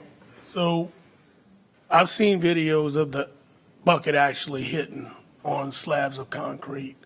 So I've gotten a lot of videos, you know that. But when I deferred this last time, I was hoping that y'all can get together and come up with something that would work, something that works. I'm just, this puts me in one heck of a spot, because I understand the Garretts. I know what they're talking about. How much longer do you think you're going to be taking in these big piles of concrete? I mean, indefinitely. I mean, we're trying to build a business. I mean, we're employing people at that site. You know, we're making money, we're paying taxes. I mean, and again, I know we've heard about some other situations stuff, but again, just remind you, we could have bought property somewhere else and tried to rezone and save some money, maybe spent more time, save some money. But we intentionally bought this property being that it was already zoned I-3 heavy industrial for everything we need, and it's a nothing but industrial use going on back there. Shipyards operate 24/7, and I'm not sure why it should be treated any differently, me personally. Hours of operation, I saw somewhere, I think Mr. Mitra had sent something about 8 to 4 was what the hours of operation. Mr. Mitra, you want to step up a second? To answer that question, that was in the performance section in the zoning. It does have a certain time from like 8, I think, to 6, but then it also says that it's within a certain distance between a residential property. This is all I-3 heavy industrial property. Is Mr. Garrett's industrial or is it? He is industrial. All of Engineers Road, Bayou Road, North Concord Road, Horseshoe, all of those places. You may as well say from Highway 23 to over the bridge to the Peters Road line, that's all heavy industrial. And I want to just reiterate that this application before you all is for stockpile only. If he does any type of crushing, he has to go back to DEQ and get air quality permits and reapply for crushing. This is not for crushing.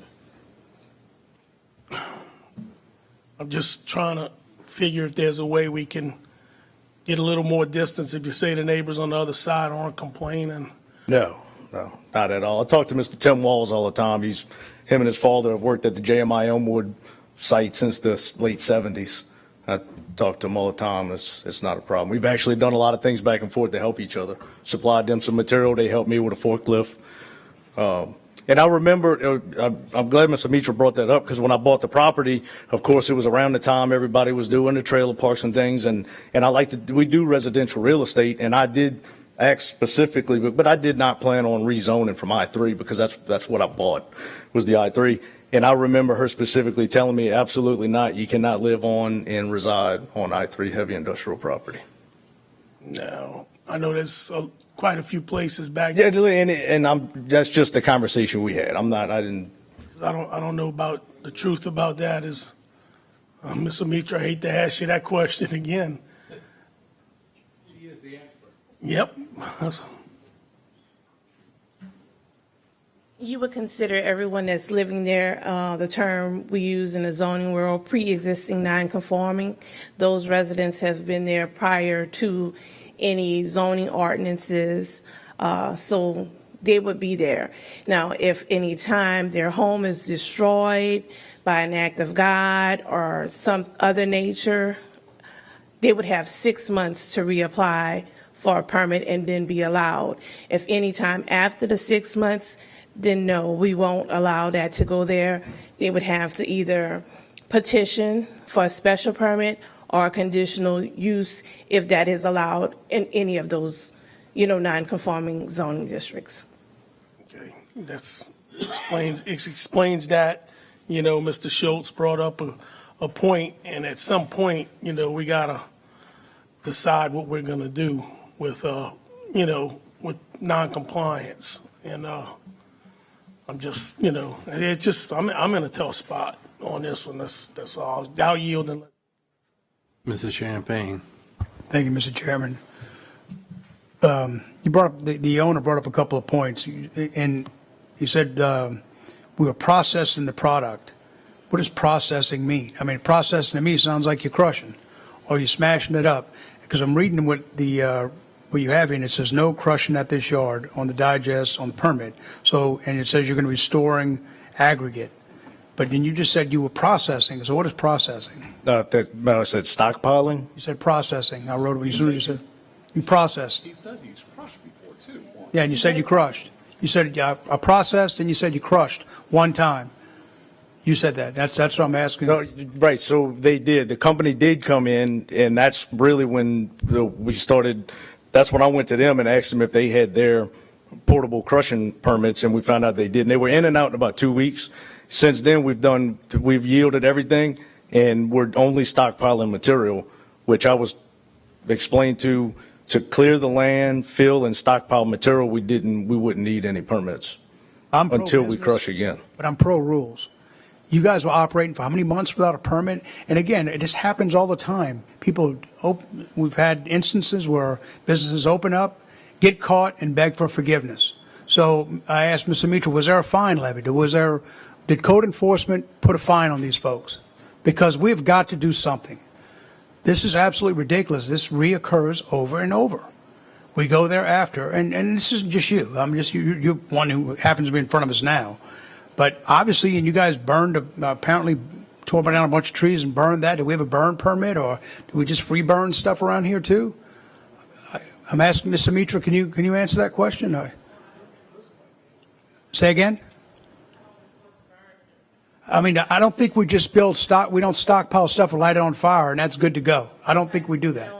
I don't handle the burn ban or any of the burning situation, but to answer your question about code enforcement, they are in their process of the 30-day voluntary compliant. So we went out there with code enforcement, spoke to them, shut them down.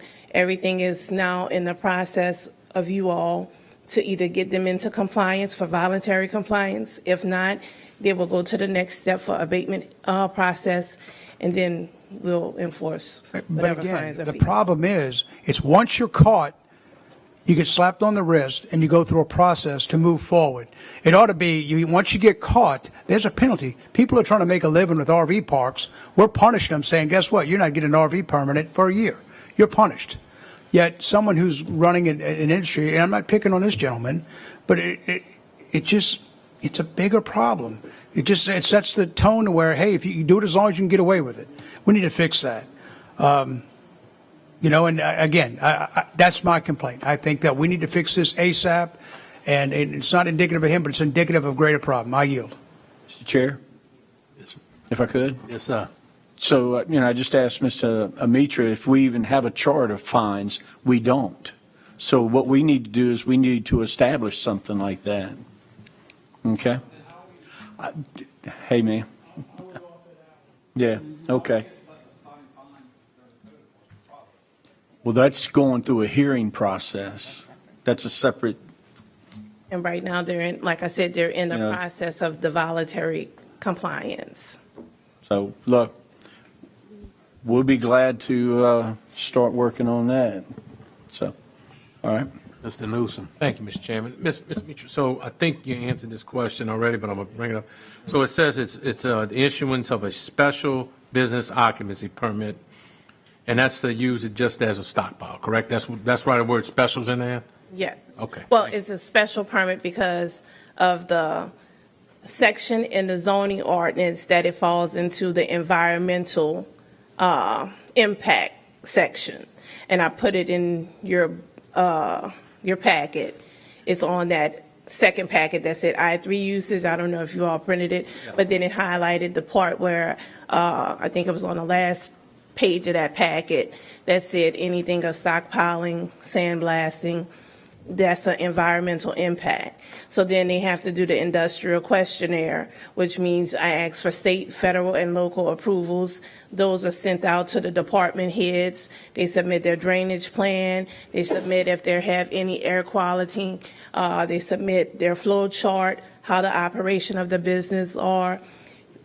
Everyone either approves it, denies it. We kick it back and forth till it's ready to come before you all, and that's why you have it today. Reverend Edwards. Yeah, this here stinks that high as heaven.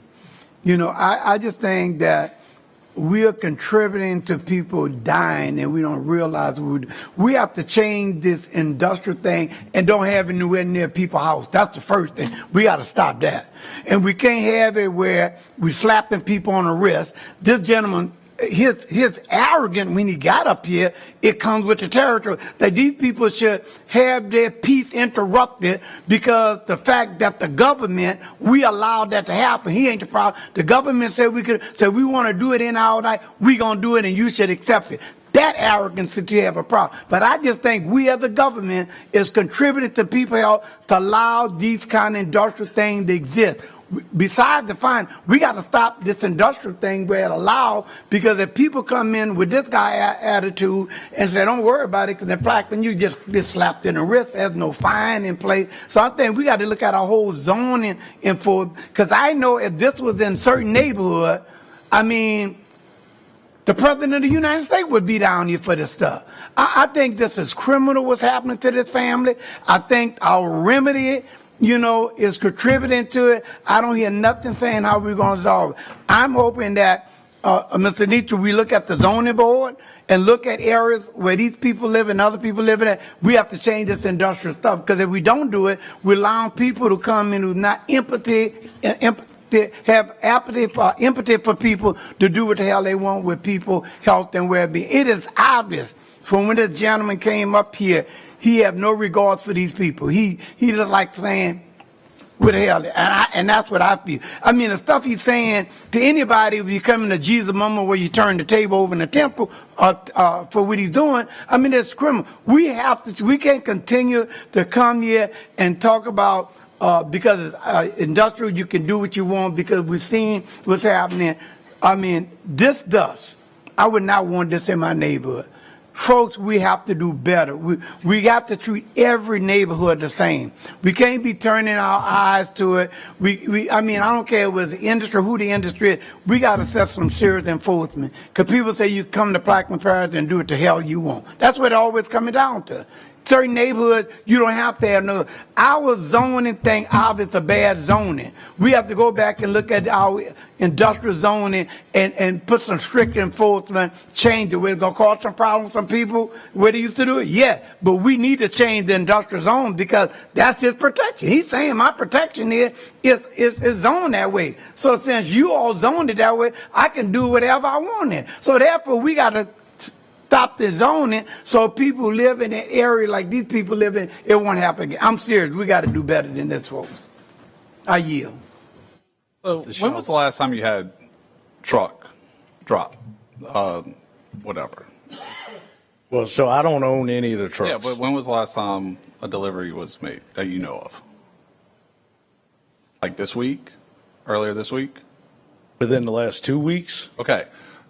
Okay, now my question for Mr. Mitra, based on something you said earlier, code enforcement went out and we're still allowing, even though they're in that 30-day, I thought they were not supposed to be, they were basically issued a cease and desist. Are they still allowed to be dumping when code enforcement is in that 30-day process? But I just wanted to say real quick, but I didn't instruct. I only know because when I went out there, I saw the pile. I haven't been going to the property because we've been shut down. The whole permit process is code enforcement found y'all did not have a permit. You as the landowner, if you know you don't have a permit and you're allowing this to continue to happen and you're not supposed to, that's why I want clarification from Ms. Mitra, then ultimately it comes back on you. You're the landowner and you're responsible. Correct? Because you're the one out here asking for the permit. Right. Well, just like I said, I didn't give the vehicle permission to go do it, and you know what I'm saying. And I have other businesses and stuff too. You know, so I get it, but so I want to ask Ms. Mitra, just for the record, are they allowed to, because code enforcement went out and they knew at that point, are they allowed to continue during this process? Code enforcement went out. They told them that they cannot operate. I picked up the phone, I called Mr. Gary, and I told him the same thing. And when was this? Do you roughly?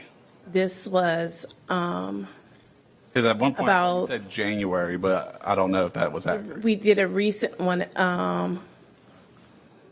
about The first one, when you first, March. Wait, You- yes, the March council When was meeting, the before first- the March council meeting, we made So sure more that than we 2 weeks told ago. them. More than 2 that- weeks ago. Yes. okay, I yield, thank you. Mr. Jurasich. Yeah, I think hearing everything right now, as much as, like, I think there's still some legal questions if we allow it, if we don't allow it, is my concern. Clearly we do have an issue. So, I mean, I don't want to keep kicking this can down the road. If y'all want to vote on it, defer it. I'm in the midst of deferring it right at this moment because I think we do need to see what. Well, we pretty much heard testimony, so I think next time is. But, go ahead. Mr. Schultz. But ultimately, we're going to have to vote on this. Nothing's going to change on basically the last 6 to 9 months. None of the facts are going to change. We're ultimately going to have to vote on this.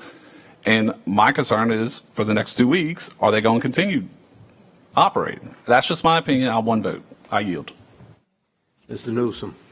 Yeah, and Rev, I agree with you about zoning. Zoning is a huge issue, but this property, I don't know how long, I have to ask Ms. Mitra, how long this has been zoned I-3. As she said, that whole corridor where Mr. Garrett lives is I-3, and so that's an issue on this body right here that we got to fix.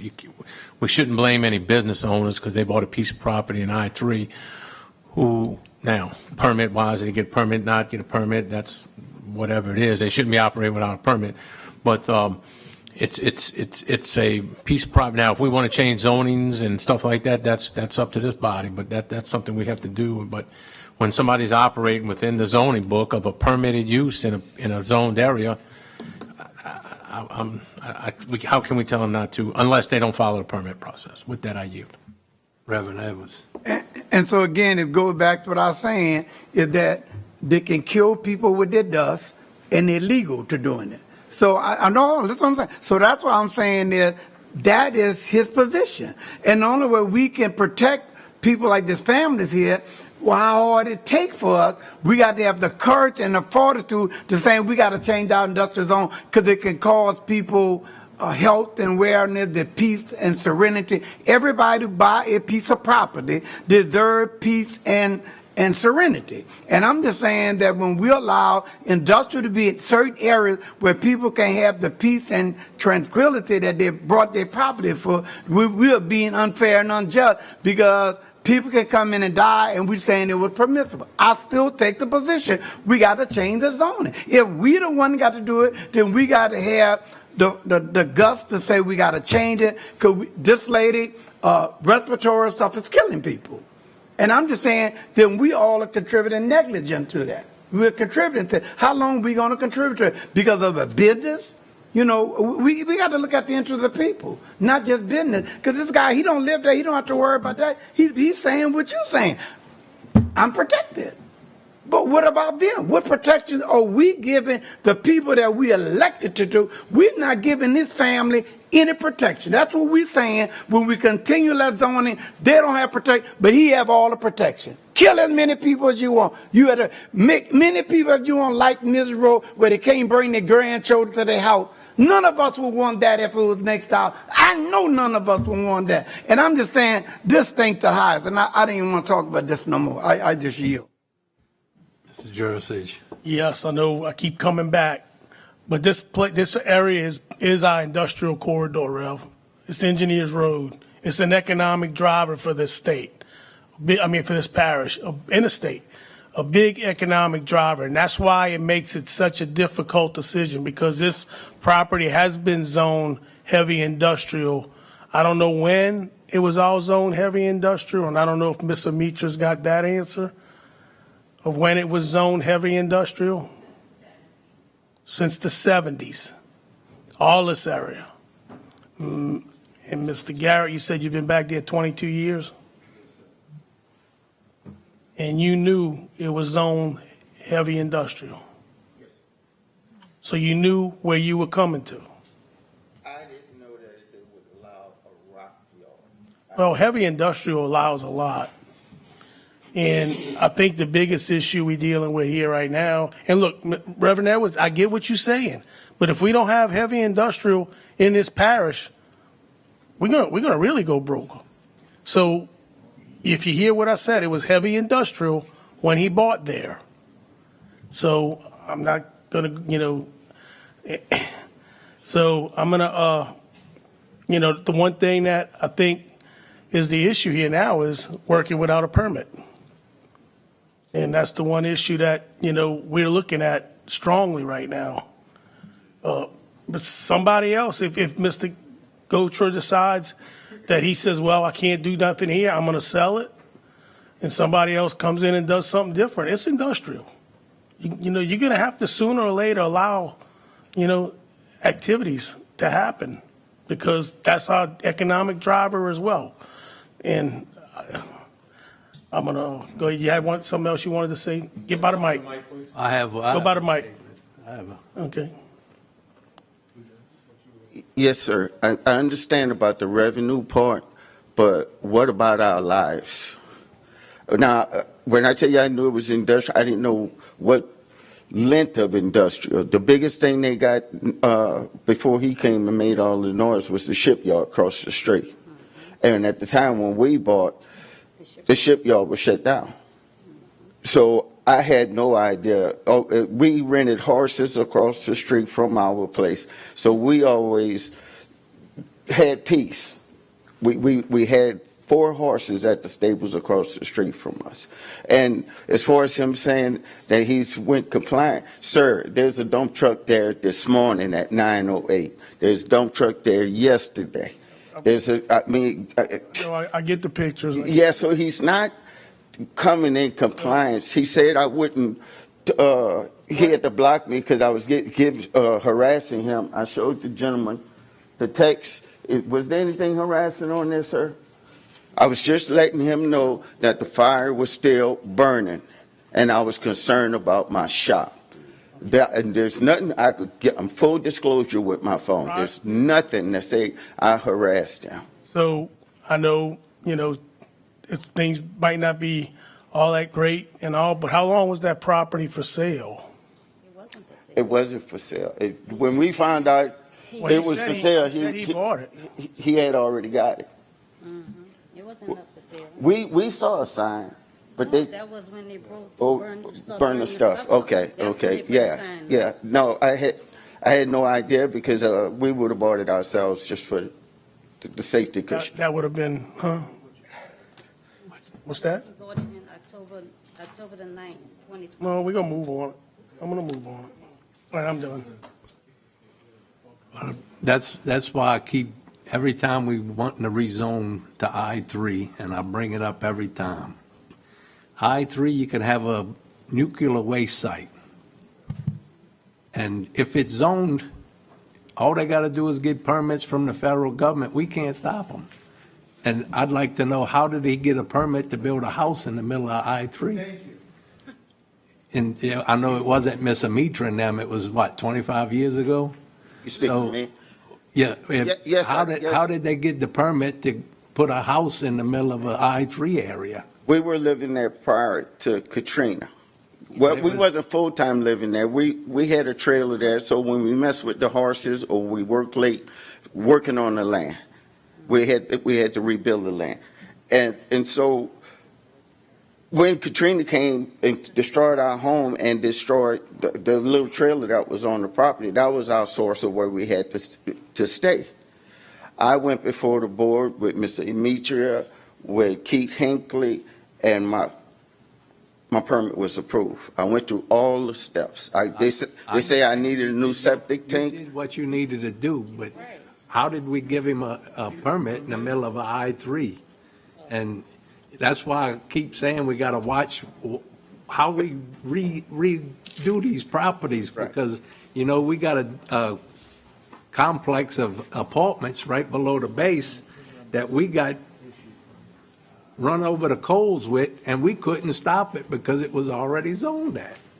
But there's other trailer homes and homes all along that as you go down. Yeah, but how did they, if it was I-3, how did we allow it to, not we, but the, I have no idea how other people did it.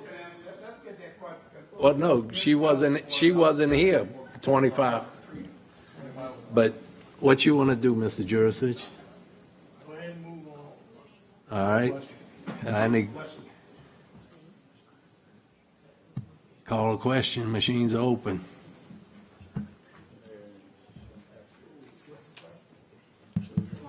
To approve it or not approve it?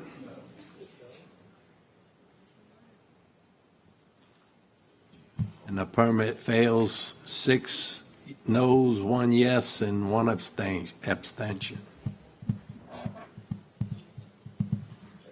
Next item, please. Take the rest, other 3 in global if no objections.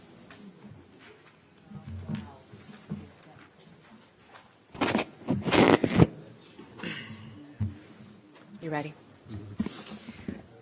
C, Empire Fireworks LLC, Charles Lee Norman Jr., fireworks stand renewal for 2026, 3238 1B Highway 23, Empire, Louisiana.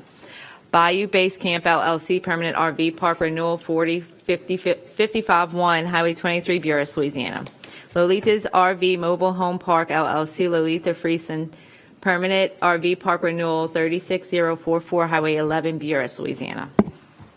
All off, ask for a second. Second by Mr. Newsom. Any comments from the audience? Administration, council, machines are open.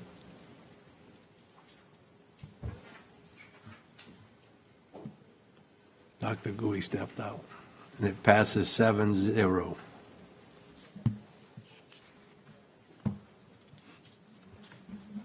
Eight, introduction of ordinances and resolutions.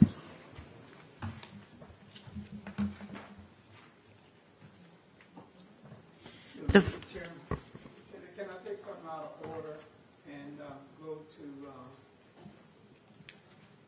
Can we get the introductions out of the way and then go to it? I have a thing that was, I deferred last weekend, and I really have to leave. All right. And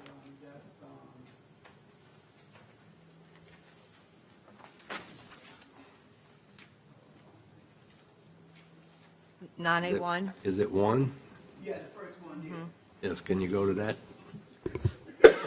An ordinance to amend and amended to readopt Section 4 of Ordinance Number 142, the Comprehensive Zoning Ordinance of Plaquemines Parish, Louisiana, as amended in the Comprehensive Zoning District map therein adopted by reference and which is paragraph thereto with reference to application number 2026-620 dated December 15th, 2025, and otherwise to provide with respect thereto. Councilmember Edwards. Mr. Edwards off, is there a second? I'll second. Any comments from the audience? Administration? Yes, sir, come on up.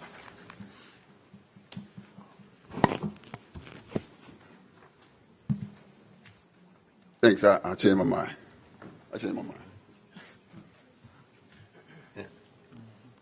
Good afternoon, everybody.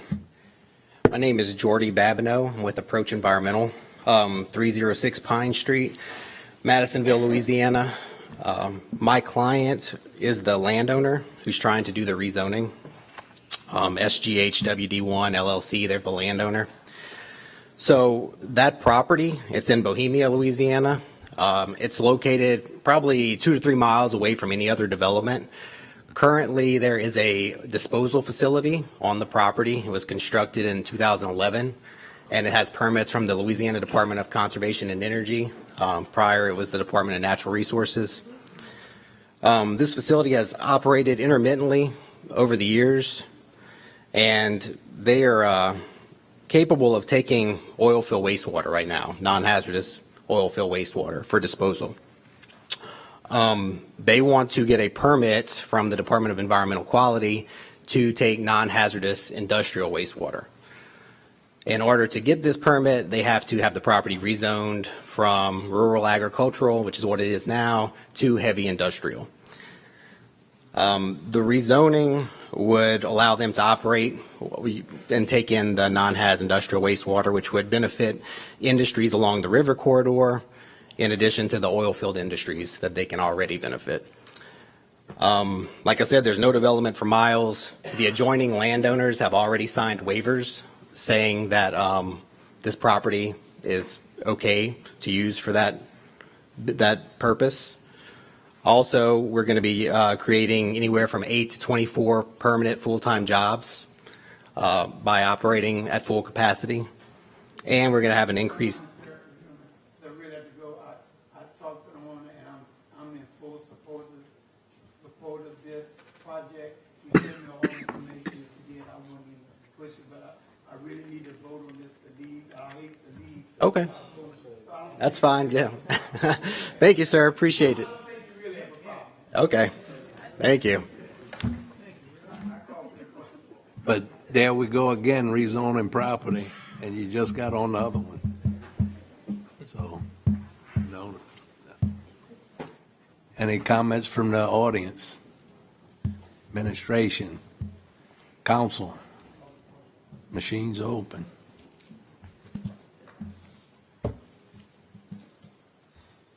Passes 8-0. Back to 8, please. 8, introduction of ordinances and resolutions. The following 6 are for Councilman McConovich. A resolution authorizing Council Attorney Danny Garrett to represent Plaquemines Parish Government in Midway Cattle Ranch LLC et al. Versus Plaquemines Parish Government, USDC EDLA 2:17-CV-07468, and otherwise to provide with respect thereto. An ordinance to amend the 2026 General Fund Operating Expenditure Budget, Recreation Facilities and Services Department, and otherwise to provide with respect thereto. An ordinance approving a plan of re-subdivision of the property of River Lane Development Company, Inc., Plaquemines Parish, Louisiana, as shown on a map of re-subdivision, remaining portion of Lot B2 El Dorado subdivision, Section 22, Township 20 South, Range 29 East, Buras, Plaquemines Parish, Louisiana, into lots B2A, B2B, El Dorado subdivision, Section 22, Township 20 South, Range 29 East, Buras, Plaquemines Parish, Louisiana, by Bryant Hammett and Associates, certified by Hugh McCurdy III, PLS, dated February 12, 2026, the owner having fulfilled all the requirements of the subdivision and re-subdivision ordinance of Plaquemines Parish without cost to the Plaquemines Parish government or the Parish of Plaquemines, and otherwise to provide with respect thereto. An ordinance to amend the 2026 Waterworks Sewage Fund Operating Expenditure Budget, Waterworks and Sewage Operations Department, and otherwise to provide with respect thereto. An ordinance to amend the 2026 Operating Revenue and Expenditure Budgets to accept donations for Plaquemines Parish Day at the Louisiana Legislature, and otherwise to provide with respect thereto. And finally, an ordinance authorizing the parish president to enter into a franchise agreement with Entergy for the right and privilege to supply electric power and energy throughout Plaquemines Parish, and the rights to acquire, construct, operate, and maintain such plants, structures, transmission lines, distribution systems, and equipment as may be necessary for the generation, production, transportation, distribution, and/or sale of electric power and energy throughout the parish, and otherwise to provide with respect thereto. The next one is for Councilmember Edwards, a resolution authorizing the assignment of lease for Lot C of Port Eads, Louisiana, between Plaquemines Parish Government and Shalon O. Cop Perez to Mr. William Joshua Ladner, and otherwise to provide with respect thereto. The next one is for Councilmember Champagne, an ordinance to authorize the filing of petition for map change or amendment of zoning district map for parcel numbers 1621395 and 1622106 in accordance with Section 12, 2D of Plaquemines Comprehensive Zoning Ordinance, and otherwise to provide with respect thereto.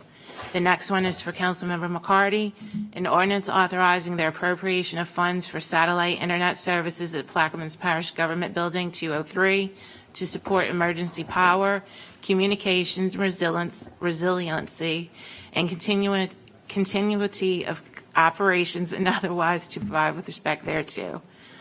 The next one is for Councilmember Newsom, an ordinance approving a plan of re-subdivision of the property of Stephen A. Becknell, Plaquemines Parish, Louisiana, as shown on the map of re-subdivision.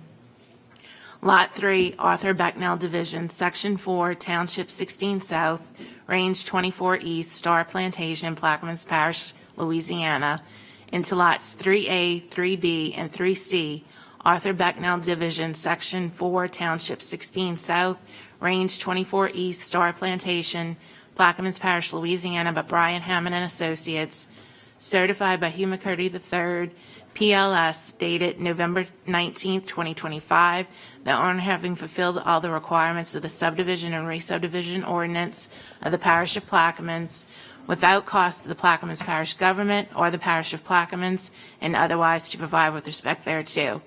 An ordinance approving a plan of re-subdivision of Tract 6, Lake Hermitage area, Section 43, Township 17 South, Range 25 East, Southeastern District of Louisiana, west of the Mississippi River, Plaquemines Parish, Louisiana, into lots 6D, 6E, 6F, 6G, 6J, 6K, 6L, and 6M, Lake Hermitage area. Section 34, Township 17 South, Range 24 East, Southeastern District of Louisiana, west of the Mississippi River, Plaquemines Parish, Louisiana, as shown on plan and plat of survey by Dufresne Surveying and Engineering, Inc., dated June 1st, revised on December 2nd, 2025, and the final revision on March 19th, 2026, the owner having fulfilled all the requirements of the subdivision and re-subdivision ordinance of Plaquemines Parish, without cost to the Plaquemines Parish government or the Parish of Plaquemines, and otherwise to provide with respect thereto.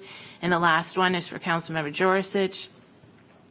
An ordinance approving a plan of re-subdivision of Matthew Blaine Becknell Sr., Ollie Plantation, Section 17, Township 15 South, Range 24 East, Plaquemines Parish, Louisiana, into lots MB1, MB2, MB3, and MB4, Ollie Plantation, Section 17, Township 15 South, Range 24 East, Plaquemines Parish, Louisiana, as shown on the plan and plat of survey by Dufresne Surveying and Engineering, Inc., dated October 22nd, 2025, revised March 13th, 2026, the owner having fulfilled all the requirements of the subdivision and re-subdivision ordinance of the Parish of Plaquemines, without cost to the Plaquemines Parish government or the Parish of Plaquemines, and otherwise to provide with respect thereto. And that's it.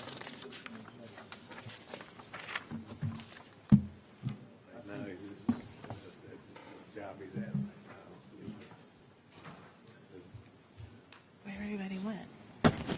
Over deferrals. Anybody has any deferrals? Queue in?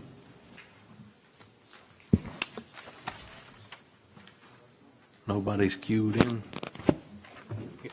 Can we go to B? An ordinance to amend the 2026 general fund operating expenditure budget, permits, planning, and zoning department, and otherwise to provide with respect thereto. This is for Councilmember Jurisic, and this has changes. Go ahead and fill in the changes. In the digest on line 4, 160,000 is being inserted.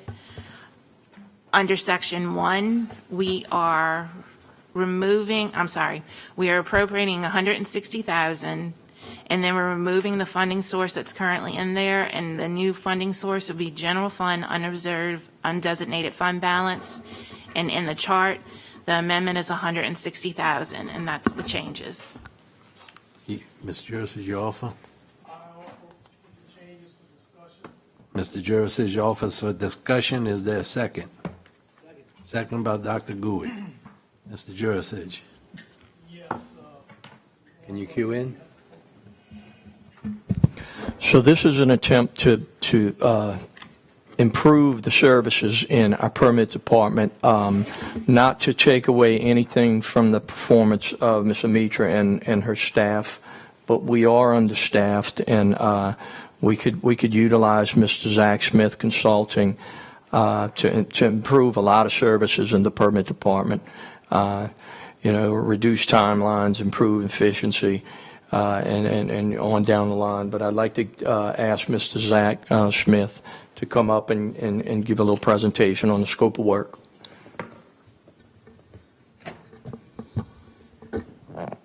Name and address for the record.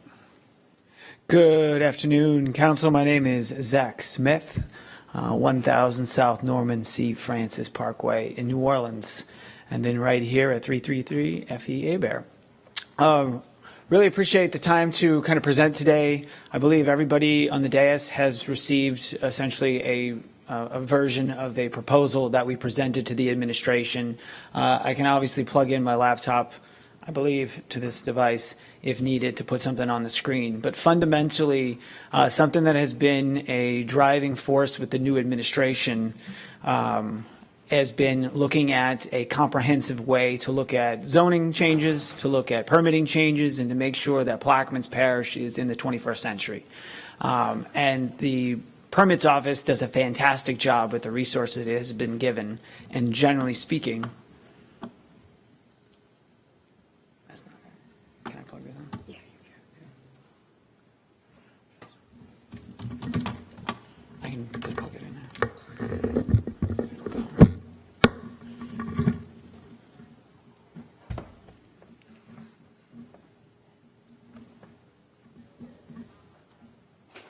That should work. That should work. Let's see if it does. No, it's going to be this one.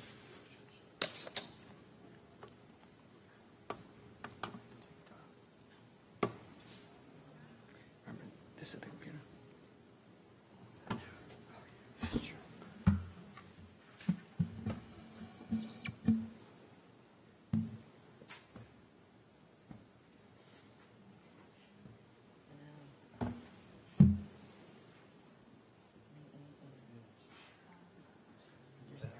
Switch it.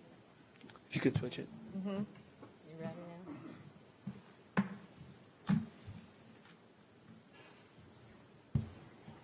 Make that a little bit bigger. Make that a little. There we go. Got real big there. Okay. We can flip through that if needed. Apologies for that little break there. So essentially, the administration has been working on a whole gamut of things to essentially bring the permitting team into a better digital front door, a more comprehensive, organized effort to make sure that the department is speaking in one unified way, making sure that it's using all the digital tools at its disposal. One of the things at the beginning of this administration was to make sure that all of the online features, which had not been turned on previously, were turned on, such that folks in and around Plaquemines Parish, we know sometimes it's a little hard to get to Belle Chase or even Port Sulphur to get to the permits office, the availability and eligibility to start making online applications and things that a lot of other jurisdictions in our region provide as a regular service. In that same vein, the administration has wanted to make sure that several things that are, speaking frankly, a little outdated, are essentially polished, and that we are up to date with our peer group municipalities for zoning regulations, for ongoing review of those, for ongoing review of our building code. We just heard earlier in today's presentation, our building ordinance does not have essentially penalties laid out. And having a more full-time availability of looking at these rules and regulations and essentially organizing them not only in a more comprehensive way, since they haven't been done so in a while, but making sure that it's an ongoing, responsive, and in many ways proactive, both responsive to things that we find as issues that need to be resolved and improved, and also, again, going out there and looking at our peer municipalities and making sure that we are doing equal to, if not a better job. So with that, the administration had asked that we put together a proposal to essentially show what we would do, how we would come in and reorganize in a very efficient way of essentially inserting a couple of external personnel to provide services that are not only desperately needed now, but are also strategically aligned with what is expected to be losses due to retirement over the next 3 to 5 years of a couple individuals, to make sure that we are not in any way displacing the current situation, but we are augmenting and enhancing the current staffing of the permits office and making sure that as the next 3 to 5 years goes on, there will not only be no drop in service, but there will be an improvement in service. Available for any questions. Does this, the employees now in the permit office and all that, will they have to leave there to go work for you, or are they still working for the parish? Still working for the parish. This in no way, shape, or form affects any current employees, forces any current employees to leave the public service, and does not displace the public service.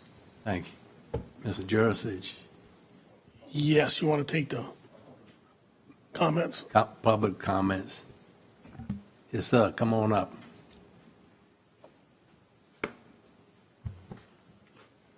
Clarence Rocks, 156 East Cameron. It's also going to be the people that's work on the zoning board, the public people. It's not how you going to affect them. It's Not going to. It's not at all. All right.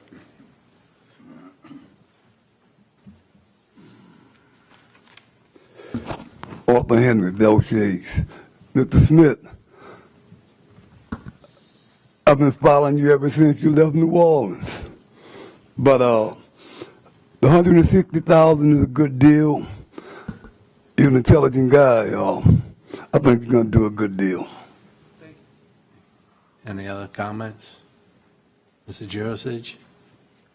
Yes, we all get calls about permits and complaints and stuff like that. I know Ms. Amitra and them are doing a fabulous job, but I know in talking with her, she said that this would be a help to their department to help expedite and bring things up to par.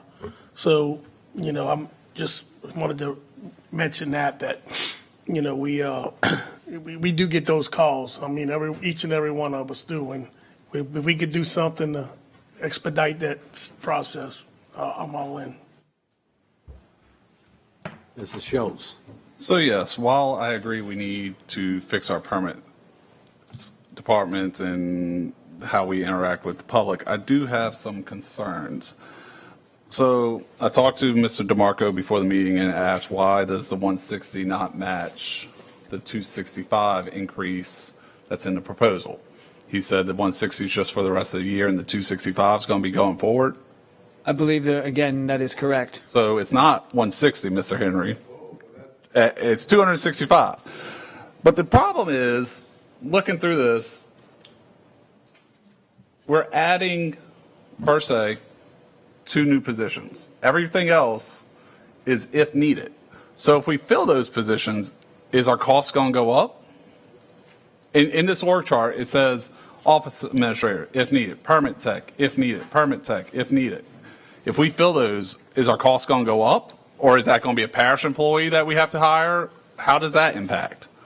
So it remains flexible. So essentially, you could choose to hire something through our company to provide that service, Which would increase our costs. which would increase that cost.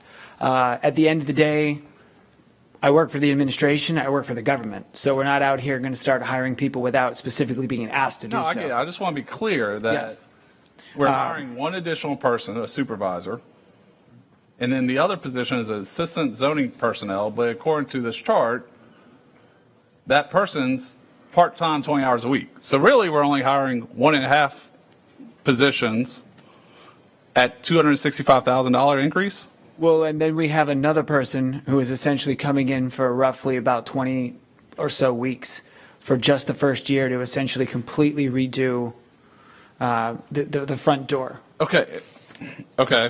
And then what is the ultimate goal here?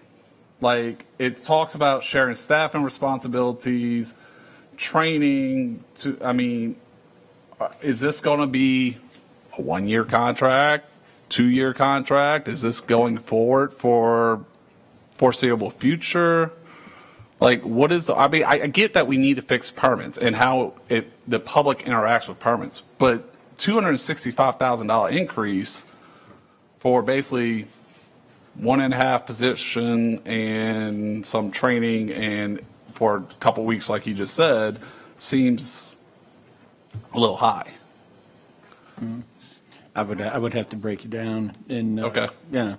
And then my next question is, which I hit on a little bit with Mr. DeMarco before the meeting, but have we checked with civil service and how these positions interact with civil service? Well, he's working with us now. Yeah, but he's under contract and but we're implementing additional people into our staff.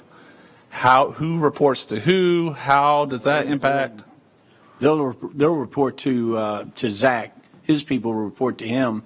But Miss Amitra, she, like I said, he works for the administration. So Zach works for basically Amitra. He answers to her. Okay. Like I said, I mean, I've read through the contract. I talked to Mr. DeMarco some last week, and I think in the follow-up at the end of our meeting, and then I read through the proposal, and I talked to Mr. DeMarco some more. But then I'm looking at the actual cost per year is $265,000 increase. It's only $160 for the rest of this year, but then I see 20 hours a week, one additional person, and I just have some high-level concerns because at some point, we keep saying, this year has come out unreserved, but. Okay, but here's one of the major objectives you were exploring. What is the objective here? Is what we really do need to do also with the permit department. It should have a zero effect on our budget. The fees and the permit fees and on all of the that should sustain itself. I agree, and that's but an objective here. Should we not take that approach and do a study to see what our fees should be instead of? Man, we just need to roll. I don't want to study nothing like that. No, but what I'm saying is, but that's what we're doing. We're implementing people into our departments to basically do the study while. But here's the thing. Okay, we have been looking at this for 3 years. Okay, I mean, I've been going back and forth with Zach on what do we need, what can we get away with, what can. So if we just sign this contract today, let's just say we vote on it, when are we going to get updated fees to make it self-sustainable? Well, that's another thing we'll have to start working on. Which is, in theory, a study. Well, because they have to come in and understand everything. What we can do is I think we can do something like that internally. We can take a look at the amount of permits and the projects that we do on an annual basis and kind of break it down ourselves like that. What I'm getting, I get what you're saying, and I agree with you. Because what I'm hearing is that would cost us something. But what I'm saying is we did that with the water department last year. We raised our fees for connects and everything. That was all done through the contract we already had and the personnel we had, Mr. DeMarco, Mr. Morgan. We all did that while everything was going on to bring it up to current terms to solve some of the problems where we were losing money on the connect fees. We changed 20 plus fees on that, I think, that ordinance. So I just have some high level questions. I'm glad this is only for discussions only, but I think we need to look at this a little closer. Mr. Newsom. Thank you, Mr. Chairman. Yeah, thank you, Zach. I know you've been working with us a while, and I did see you on TV yesterday, and you presented yourself well. So I got a couple questions maybe for you and Mr. Marco. So, Mr. Marco, you said the permit department is understaffed. While I do agree with you, do we have any postings out there for any? We had in the past, but didn't get any traction on any of the positions. Took them off. And at the end of the year last year during budgeting, they were all. I think last year they were defunded. And what do you mean understaffed? Is that inspectors? Is that office personnel? What do you mean? Across the board, yeah. All the above? Yeah. Mm-hmm. Mm-hmm. So, and again, I'm kind of with Mr. Schultz on this. This is today currently. It's at this. If needed, if needed, it goes to. I don't know. I didn't get a clear answer. I didn't hear a clear answer.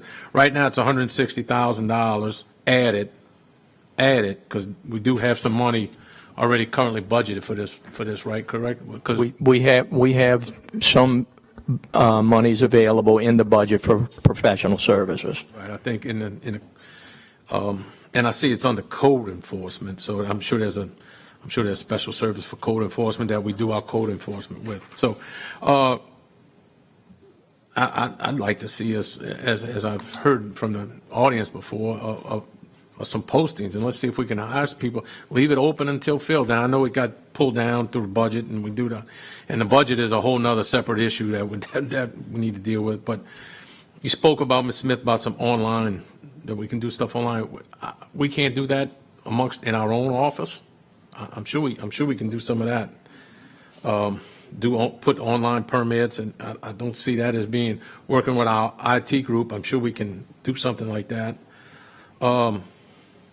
And we talked about penalties for the permit stuff. I don't think we need to hire a company. It's fees. Fees. I don't think we need to hire a company. Well, we spoke about penalties, about the zoning and stuff that they weren't following. Fees need to go, but I don't think we need to hire a company to evaluate that. I think between the administration and this body here, we can come up with a plan to do that. Look, I tell you what, we can, Mr. Schultz and Ronnie, if we could, let's find some time in the next 2 weeks. Let's get together and explore this. One more, and I know we went, and I got one more issue for why, and I know Mr. Smith currently works with us and does an exceptional job with the code enforcement, because I've sat in some meetings. We didn't go out for an RFP. We've talked to other folks. Okay, but we didn't put official RFP out. I don't know if we did an RFP or RFQ, but I can show you those other quotes as well. I yield, thank you. So let's defer. Let's defer it. You want to speak? Oh, I'm sorry. So, Yeah, one thing, Keith, is I know we want to provide a certain level of service to our residents in regards to permits. Ms. Amitra and 6 people to cover the whole parish, that's cutting it pretty thin. So if before the next meeting, if we could, if you could give us what positions in regards to parish employees would have to be filled to reach that level of service, and compare that to the level of service that Zach and his company will provide, it gives us an idea of cost benefit. Because I know I've been to see Ms. Amitra, and I don't know how she does it. I just don't know. And she tells me that's because sometimes I don't, because I can't. I just got so many things to do. So I think that for us is to be able to equate services needed, services that are going to be provided, and what are the costs in between. Because $265 a year, you're not going to fill this whole flow chart with $265 a year with benefits and salaries and all of that. So that's all I'd like to say. got it. We'll put that together. Dr. Yeah, just on fees, if I'm not mistaken, I think in a conversation I may have had with the permit office, residential fees for permits opposed to commercial fees, what's the difference for commercial permit and a residential permit? Is there any big difference there, or are they the same? Ms. Amitra, you can probably answer that. I mean, I'm just trying to get to where fees, we may be looking at. Thank you for bringing that up. We did have that conversation about trying to generate more money for the permit office to be able to sustain these different folks that we're asking for, which is much needed. I'm doing zoning all by myself. I do need help with that. I can't answer zoning questions. Then I have to bounce to permits, and y'all know RVs take up the majority of my life. Right now, in the fee ordinance, our residential permits are costing the same as the commercial permits. So we would need, someone to come in, because I don't have the time. And that person that Zach is going to bring in will look at those additional fees, bring a proposal to you all. In other jurisdictions, their electrical permits we are not charging half as much as we are supposed to be charging, like elevator equipment, for an example. We don't even have that listed on our permit. So there's fees for those type of things, in and out of services, transferring of electricians, all of those other jurisdictions. I printed their electricals, their plumbings, their AC and heatings. I printed out a whole bunch of different permits, fees, where we're losing out on a bunch of money. So I don't have the time to really get into it, but the extra help would be able to help me. And then I think that will make us self-sufficient. Thank you for that. Thank you. Thank you. I'm all for giving the permit office and zoning help. But $265 for these one person and some part-times. How much do we pay you for your contract? Oh, you pay me $54,000 for a market value of about $150,000, because I generally undercharge Plaquemines Parish because I'm a born and raised government guy. And just a couple of explanations on here. I know you guys are going to move to defer this, but I never like to leave things kind of unanswered. The if needed part is a turn of phrase. There's no expectation that those roles would ever potentially even be needed, but it's there to make sure that we can project potential growth. And it's always been a position of the administration to make sure that we potentially project growth.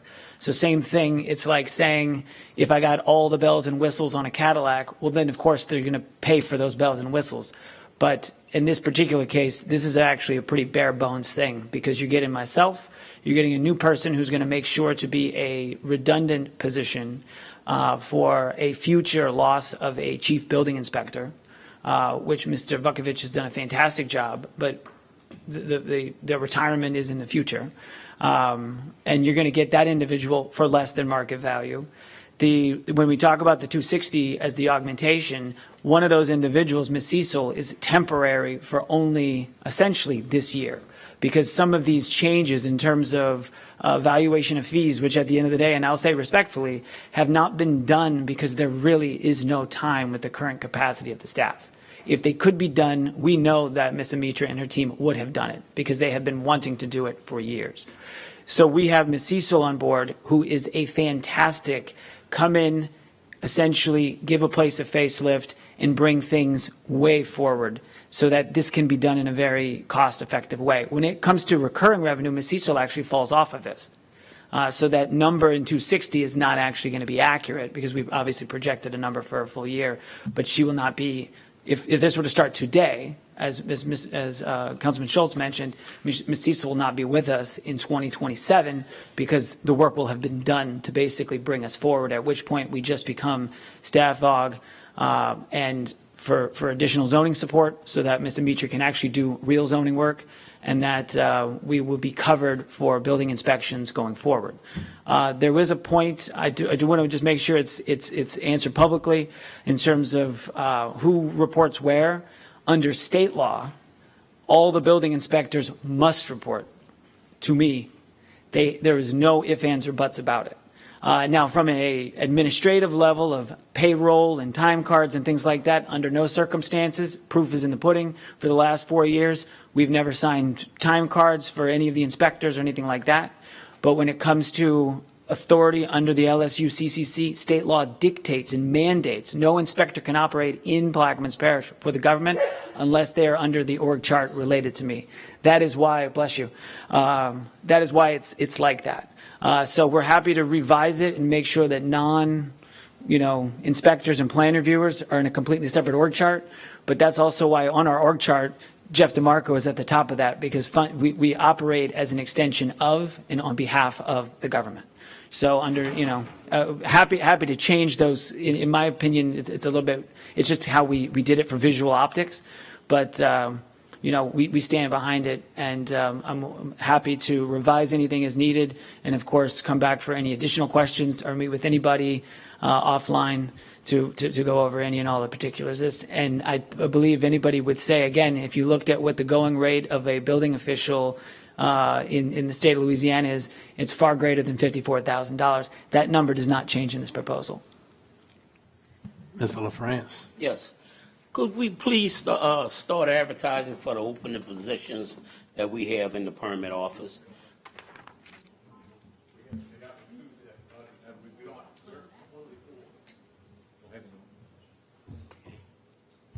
You good? Well, okay, I'll just introduce it. Okay, good. You finished? Yes. Mr. Schultz? Mr. Smith, so can you get with give Mr. Hinckley and Mr. DeMarco, because now I'm kind of being not told different things, but earlier I was talking to Mr. DeMarco, it sounded like next year was going to be the full 265, but you're saying that Ms. Cecil is going to be done at the end of the year, so that 265 number is not going to be accurate, is what you're saying, because she's not going to be. It's going to come down. So can you give us what is for the remainder of this year and then what is for every year going forward where we have accurate numbers? Because that was kind of some of my finance questions was, hold on, we're only having this person for the rest of this year and then it's going to stay at 265. But if that's not the case, then so can you send those numbers, like Absolutely. the rest of this year, Yeah. what we get this year and then what we get next year and how much, like exactly what we're getting each year and how much? Happy to. And just as a point of clarity on this, this has been revised several times by the administration just to kind of pare this down even before it was ever presented. And then I think there was some requests from y'all to start, for instance, Mr. Kramer is identified as a zoning administrator. We originally had him in as essentially a full-time employee. And out of kind of requests to find ways to be more efficient, we've cut. In addition, this at one point was going to be kind of heard, I think, towards the end of 2025, and then it's been pushed to 2026. So because of that, some of those numbers stay static, but I'll happily Just make give that us work. that way we know what we're actually voting on today. Yes. And then what we will be voting on for the budget time later for next year, later this year. Yes. That way we know exactly what we're getting and how much each year is, because I don't think that was clear based on what you just said. I will have that for you to just so it's clear. The number you would have voted on today, or at the next meeting, since I think this is reading it in, would have been accurate, since we're in April, and we know that Ms. Cecil would have been able to do that work in this calendar year. But yes, I will absolutely get you what 2027 would look like. Yeah. And I can tell you it'll be less than And the number. what we actually get, how many employees, for Absolutely. how long, what services or technology, or what the goals are for 2027, if we got to go into 2028, what the goals are. That way we know exactly what we're voting on. Absolutely. Thank you. Thank you. Thank you. Can we go to F? Well, it was just for discussion, so. An ordinance to amend the 2026 Public Health Fund operating expenditure budget, ambulances, general department, and otherwise to provide with respect thereto. Councilmember Schultz. Mr. Schultz, F, he wanted to move to F. Mr. DeMarco.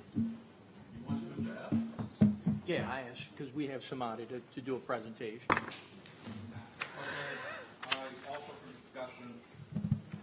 Mr. Schultz offers for discussion. Is there a second? Second by Dr. Gui. Yes, sir. Mr. DeMarco, we ready? Yes. You have somebody to give a presentation? Yes. We have two representatives from PFM Consulting. Mr. Seth Williams has extensive experience in comprehensive reviews of EMS services and emergency services around the country. He's done reviews in multiple municipalities. We also have Mr. Carl Flores. He's got over 30 years of experience in emergency medical services as well in the Louisiana area. And I'd like to bring them up for a little presentation.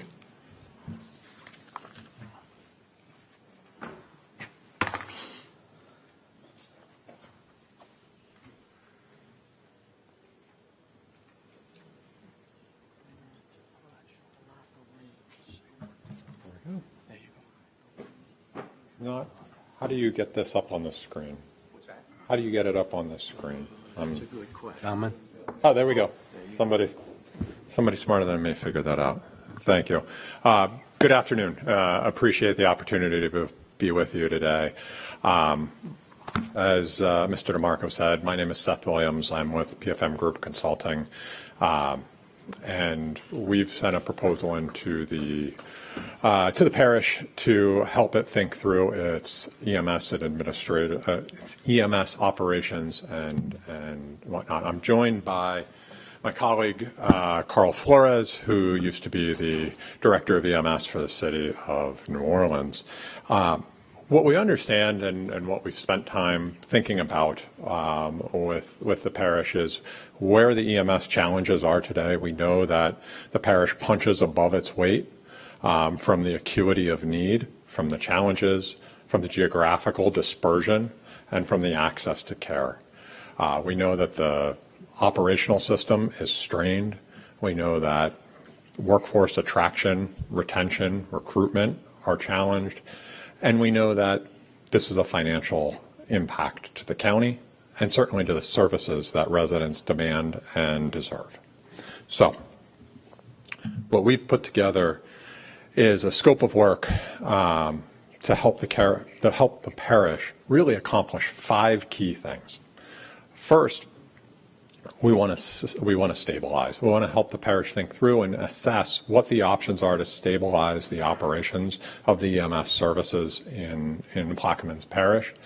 Second, we want to help think through what the forward-looking strategy is. Just stabilizing the patient isn't sufficient. How do we get to recovery and growth and return to health? And then long-term, how do you implement and sustain that trajectory? That's really what our proposal is set up to and designed to do. That touches on every aspect of operations, of billing, of performance management, and then key is not just a study that sits on the shelf and has a bunch of good ideas, but how do you bring it to life? How do you deliver those services to the residents and to the businesses that call Plaquemines Parish home?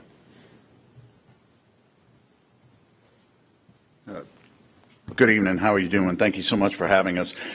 We look to accomplish this in a phased approach. The major piece is gathering data and information and then actually listening to what the staff has to say and understanding what the culture is within EMS and how the operations are assessed at this point in time.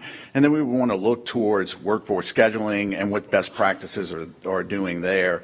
Clinical modernization and, as my colleague said, a revenue cycle return.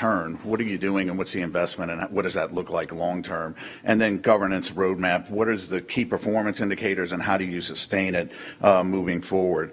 And when we're finished with that assessment and it gets turned in, what we're looking at is post 90 days, you'll have a window and a map of how to achieve that goal. 90 days implementation, and then the next phase, what's 180-day implementation look like following that, moving on to 12 months and beyond. So it's a broader look and a broader spectrum.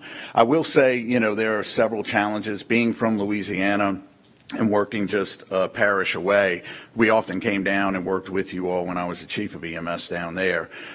We had challenges post-Katrina in rebuilding, but we're able to do that and build it to the #1 EMS service in the country and most popular in the world with the show called Night Watch. I helped create that.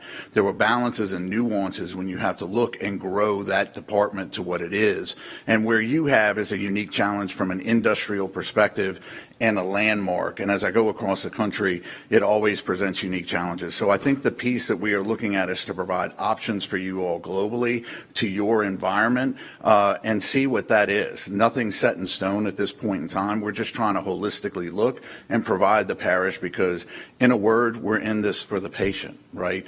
And that's what you want to do is provide these patients, your citizens and visitors of this community, the best possible care and get them to the hospital. And how can we advance that and bring new technology here as well? So we're going to hope to bring you that.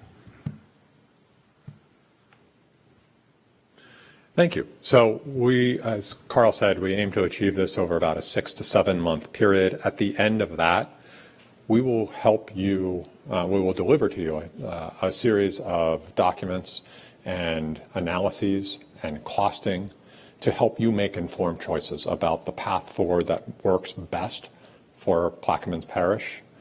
We will provide all of the relevant implementation steps, responsibilities, timelines, KPIs associated so that as you move into the implementation phase, you have the path before you to go forward and carry on. So with that, thank you for your time. Thank you. Any questions from the, or comments from the audience?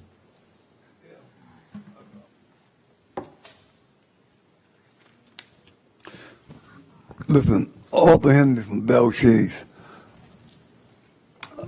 I'm not really against this, but at the same time, Blackman has less than 25,000 people in it. You know, we're not like New Orleans or Jefferson Parish. With 25,000 people or less, I don't think this is even worth it. Any other comments? Good afternoon, everybody. I'm glad to actually see this performance. Jonathan Butcher, Superintendent, Plaquemines Parish Fire Department. I'm actually glad to see this presentation because I did talk to the administration and they actually did tell me bits and pieces of it, so I didn't get the full range of it. But I was glad to see this. But if you notice, EMS, Emergency Medical Services. What's the cost share for fire, and why is fire paying for it? Thank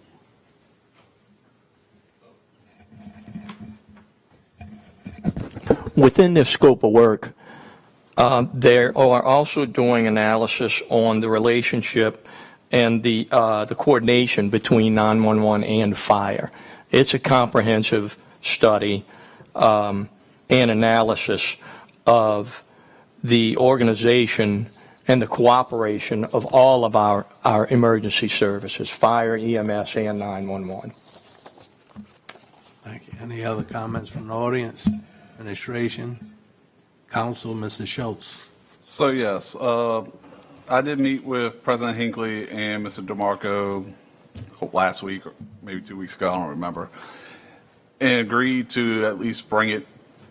I'm going to do a discussion only today and then bring it to a vote. But after the meeting, I did some research and I did have some questions, which one of my questions is, why are we not going out for RFQ? I'm not saying y'all are not the right company, but why are we not going out for RFQ to see what, I mean, I'm not saying at this point, because let's be honest, and I'm not taking a shot at EMS, but I got 2 complaints within the last week about response times from EMS, and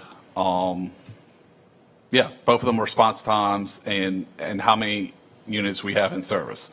One was this morning, one was I think this past weekend, where they fire responded and then they end up going POV to their own to the hospital. As a volunteer firefighter, I've been working on trying to improve EMS, fire coordination for the past 3 years.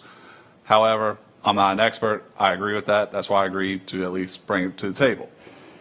And I'm glad y'all made this presentation, because one of my main concerns was the end goal was, is this going to be another way to say fire should pay for EMS? But it doesn't even look like that's not even what y'all are going to present to us at the end, is how to fund it. It's how to change the schedules, how to change policies, how to change staffing levels, which is what we need. We know, or I can give suggestions, Mr. DeMarco can give suggestions, but at the same time,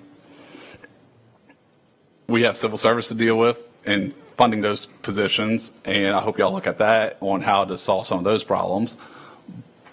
And we have some pushback from employees, both sides, I'm going to be honest, both sides, fire and EMS. But we got to fix it for the people of Plaquemines Parish. Because let's be honest, we're not fulfilling our duties to the people of Plaquemines Parish.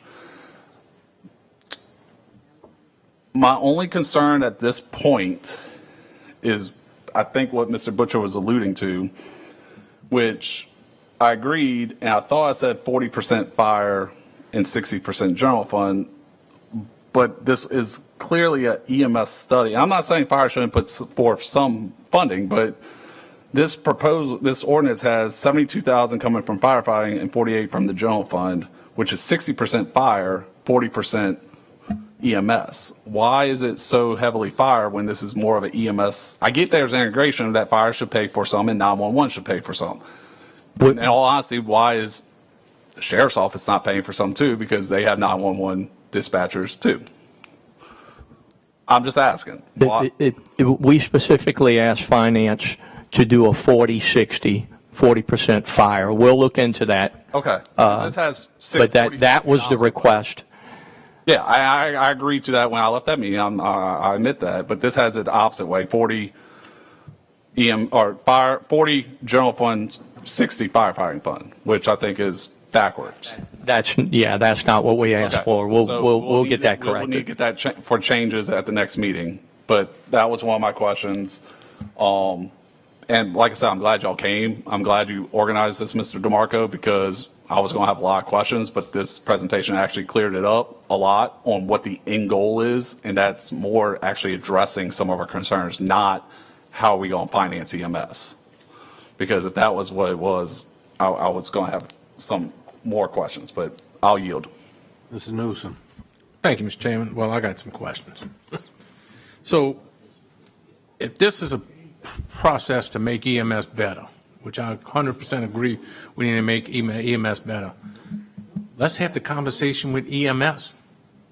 Who knows Plaquemines Parish better, EMS better than our EMS people that are on the ambulance every day, in the office every day? No offense to these folks here, but they're not here every day. They don't know what's our issues. We look, I think we're jumping ahead at this. Let's try to talk to our folks here on the ground level. I'm sorry. Let me finish. So let's talk to our folks on the ground level and get there. Have we, and I don't think we've done that. I'm a little disappointed, Mr. Williams, in yourself, because I called you a number that to ask some of these questions. So and I never received a call back from you. So you can check my phone when we leave if you don't believe me. But I did call you. Mr. DeMarco sent me this proposal here with your number on. Let me check if your number's right. I don't know. But I did call to ask some of these questions. Managing director, yeah. So anyway, it was somewhere on it. Yes. 215. Please don't give the number. Oh, I promise, yeah. Thank you. The number that's on here, I apologize. You're correct, Mr. Martin. So, and you never called me back, so that's why I got some questions. I apologize. I never received, I fully believe you called. I'm sorry. I never received a notice or a voicemail. So that's my question. We need, and look, do we have problems with EMS? Yes, but the problems we have, I think we can fix them internally. And I know, Mr. Flores, you're very well seasoned in EMS in Orleans Parish. I think, Mr. Henry, we're not going to operate like Orleans Parish. We don't have a hospital in our area. We got a medical center. So we can't manage, and I know you have extensive background in that, and no doubt. And please know, while I have intercity, I go across the country and I consult on EMSs from Kentucky, which has very similar time that you all have, and same kind of issues that are going on. You have different nuances that need to be addressed, including long transport times. To get to the trauma center from here by ground ambulance, you're talking over an hour, right? And are your EMS professionals looking at whole blood implementation? Do you have the medical direction that supports that? These are the things that you deserve and your community deserves to be looked at. And I believe our EMS department can answer those questions. And we all know we got a problem with manpower. Well, manpower is we have the worst schedule that we can work for EMS, I believe. So I think we're getting way too ahead of ourselves. Let's try to fix this in-house and this. And as far as the money situation, I brought that up too. I don't think fire should pay for anything. I really don't, because this is an EMS on your proposal. On this proposal that got sent to us, it talks a lot about fire in here, but the one we received here, it's not really. So with that, I do yield. Thank you. Thank you. Any other comments? What's your wishes? Defer it?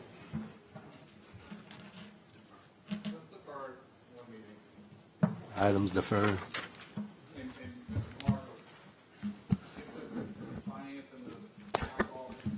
Yes, I will clarify that. See?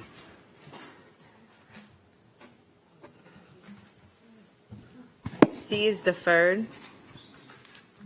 D, a resolution authorizing the president of Plaquemines Parish Government to negotiate, sign, perfect any and all documentation necessary to enforce the CEA with the Louisiana Department of Health for purposes of receiving all public health infrastructure grant monies and otherwise to provide with respect thereto. Councilmember Kotnovich.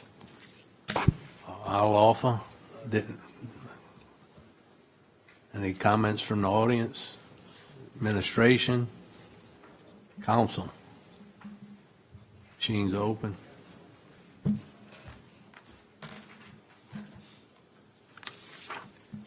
Passes 7-0. Let the record show Reverend Edwards left the building. E, a resolution approving and authorizing Rochelle Morel, Comptroller, to execute a Louisiana compliance questionnaire to Calder Slavin and Company, LLC, and otherwise to provide with respect thereto. Councilmember Kotnovich. I'll offer, ask for a second. Second by Mr. Schultz. Any questions from the audience? Administration? Council? Machines open.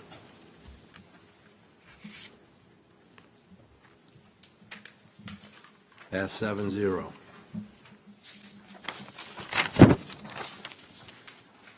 G, an ordinance to amend the 5-year capital improvement plan, repair BC collection system project, and otherwise to provide with respect thereto. Councilmember Newsom.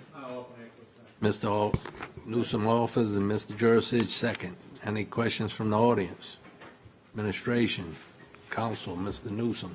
Yes, this was brought to me by engineering, saying we need approximately, not right at 20, but it's like 18,000 to fix this system in the repair area. So it's been looked at by engineering and a price. I think it's right at 18. They put 20, so in case they run into anything.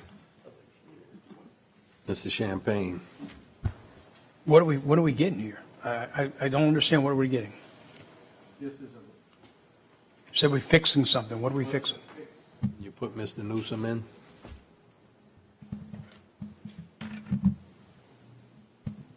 Okay. BC collection system project. What is that? What is the BC This collection? is a- The people need to know what this is. Using, it was something from Mr. I'm surprised Mr. Henry didn't ask. What is this so the people will know? Because I don't even know what to repair the BC collection system project is. This is a lift station that's by, it's by I call it the Renatus Trailer Park. Yeah. There, that's what I call it. I don't know if that's still, they have a lift station back there. It's an old lift station. It's used as a collection. It's used as a collection system now.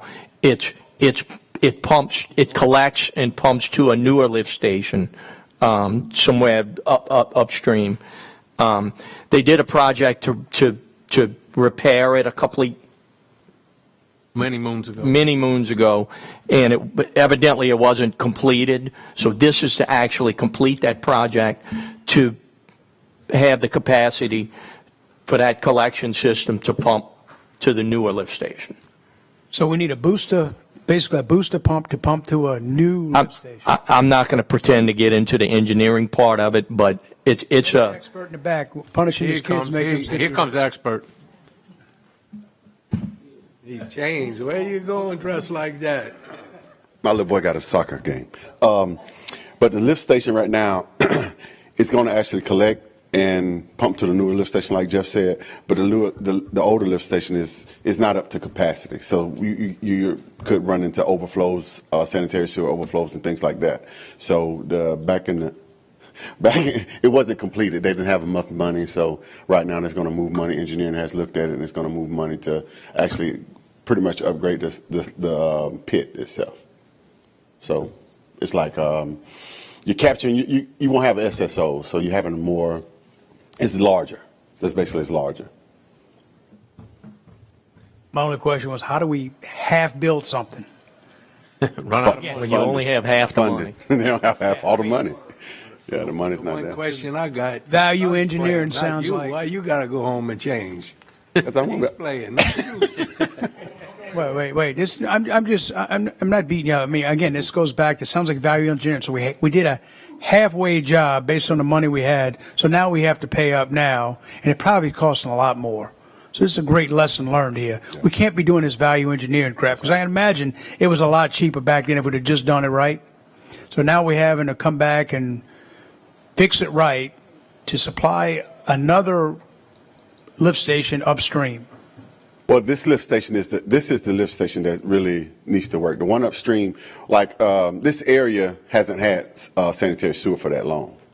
Okay. So this sanitary sewer, this system right here is basically putting it where it needs to be for the next, I want to say 10, 15 years, sir, to be. And this is right. This is 100% complete. Not, okay, we putting a Band-Aid on it. We coming back next year to fund the rest of it. This is 100% complete. As far as my knowledge. Because I'm all about, I think this council's done a good job of repairing infrastructure and doing it right the first time. And I want to keep that trend up. But I just don't, again, this one to me just seems like we're repairing the sins of the It's past. similar to your transfer switch, you know. Yeah. We didn't have it in the original project, and then we had to go back and get funding from you, so. Gotcha. All right. Gotcha. Thank you. How are you? The Schultz. Well, hold on. That was going to be my question. So this isn't more value engineering where 5 years from now, a future council is going to have to do something else for 20,000. Not to my knowledge, no, sir. Okay. That's not what engineer told me. They said this fixes the problem. Okay. I want to make sure of that because we don't want to basically do what we're doing now. Since sounds like the same issue I have on Melvin, where it's backing up, I want an answer on how to fix that and how much it's going to cost. Because this has been going on since before I took office. I've been asking, and I can't ever get clear answers on how to fix. Dr. Gorman seems to fix. Right. But I want an answer on Melvin. Yes, sir. Okay. Is the funding source correct? Bond Series 2004? I don't know what. That came from finance. I know, but 2004? We still have money left over from a 2004 bond? Yeah. Yes. Okay. Any, I yield. Any other comments? Machines are open. Passes 7-0. You're looking all where the funding's coming from. H, an ordinance to amend the 5-year capital improvement plan, construction lift station Happy Jack 315 project and otherwise to provide with respect thereto. And this is Councilmember LaFrance. This has changes. Read the changes. Sure will. In the preamble, removing the word construction on line 2. Also, in the digest, we are removing the word construction in the first sentence. And then in section 1, we are removing the word construction also, and those are the changes. Do you offer, Mr. LaFrance? Mr. LaFrance offers, Mr. Jurisic seconds. Is there any comments from the audience? Administration? Mr. Schultz? Yes, what exactly are we doing? I'm not saying that this isn't required because I know how important the lift stations are, but what exactly are we doing? This is engineer and design for the lift state, excuse me, the lift station in Happy Jack, lift station 315. The well is collapsed, and this is to design a new lift station. So we're going to have to come back probably later This is just engineering and design, yes, sir. And that's going, okay. I mean, I get it, we need it, but I just want it to be clear. Mr. Champagne? Yeah, Mr. Schultz, just to caveat off of his comment. So these things are pretty boilerplate. So why are we having to re-engineer basically a standard lift station? They're not complicated. And not that one size fits all, but they're pretty much the same. So why would we have to re-engineer something and just grab a book off the shelf? I want to get this done, but man, it just seems like we can grab one and the design that we have, make a couple of modifications to the existing plumbing, and it's a wrap. So that's a lot of money to re-engineer something from ground zero. I'm going to refer to the expert, but I don't know if these things are just standard lift stations. Pretty much are. Okay. With the engineering, it comes with like you got to get with LDH, things like that. But this lift station right here, it actually collapsed. I'm pretty sure Mr. LaFrance have received several calls about it, and it's actually increased the size of this one as well. So this lift station that currently in service is, I don't know how old it is. I'm not going to lie about that, but it definitely has to be re-engineered to a larger lift station, to bigger pumps and curves and things like that. And that's why you have to engineer it. Again, it's based off capacity and volume. It is. And you look at, I need a lift station to handle I don't know, I'm just making it 20,000 gallons of sewer per day. But this also, You this pull lift one off and station, you just modify. That's a lot of money for engineering. also this lift Engineering station usually is how much of in, a project? About 10% of the project? Yeah. So is this saying if you multiply that by 10, that's a lot of money. this lift station is actually like by Happy Jack, but it has been inundated by salt water. So what they got to do is look at it so it won't corrode anymore. The salt water is actually pretty much ate up the pumps and things like that, and it has caved in. So they have to take into control of My the. point is, we're not getting a lift station. No, you're not. You're getting a plan. Yeah, I So think the lift problem station is like still there. So what we're getting here is not going to solve Mr. LaFrance's problem. I want your problem solved. We're going to get a bill for about a lot more than this, 90% more than this. That's going to be probably the cost to put one in. I think the estimate we got was like 1.1. To be honest with you. Just want to make that clear. It's a lot of money. And we need to do it, but I just want to make sure we understand. And guess what this all goes back to? We had this conversation earlier. Water. The same thing. So again, our chickens are coming home to roost hard today. I agree. So it's all part of it. Clear well, this, sewer lift stations. It ain't going to end. I yield. Mr. Schultz. I'm just going to add to that, because the only other place, and I'm not opposed to it because you need that lift station, but the only place we have money right now is surplus. We're down to about 8-point-something million minus 1.2, I think you said.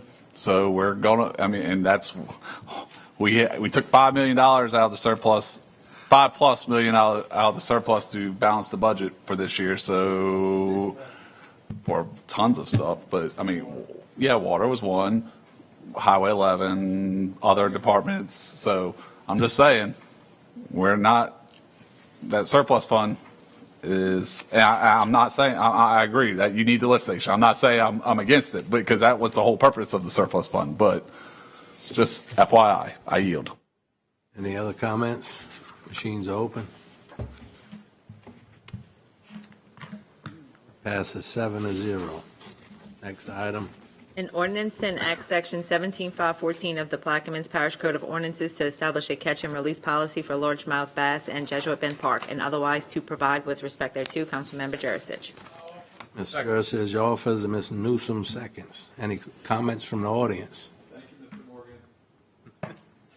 Administration. I'm going to eat fish if I can't go over there. Mr. Jurisic. Yes, this was brought about, we stocked the pond roughly about 3 years ago, 2.5 years ago, with some Florida strain bass and some red gill brim or something, I don't know what they were called, but red-eared brim or something. And the bass have grown tremendously. And they were actually, there was some people, people fishing in there, and when they catch a 4-pound bass, they wasn't throwing it back. And that's not good for the ecosystem of the pond. So, that's why this was asked to be put in place, and we got some legislation. I know when it does, if it passes, which I hope it does, Mr. DeMarco, we're going to be talking about getting signage around that park as quick as possible to let people know. So I hope we won't babble on this. I'll just go fish at night. Any other comments? Yep. Yeah, you got to put a hat on. I'll have a spotlight. Any other comments? Machines open. Passes 7-0. 10, approval of the minutes from the March 26, 2026 regular meeting. Offered by Ms. Schultz, second by Mr. Newsom. Any comments from the audience? Administration, council, machines open.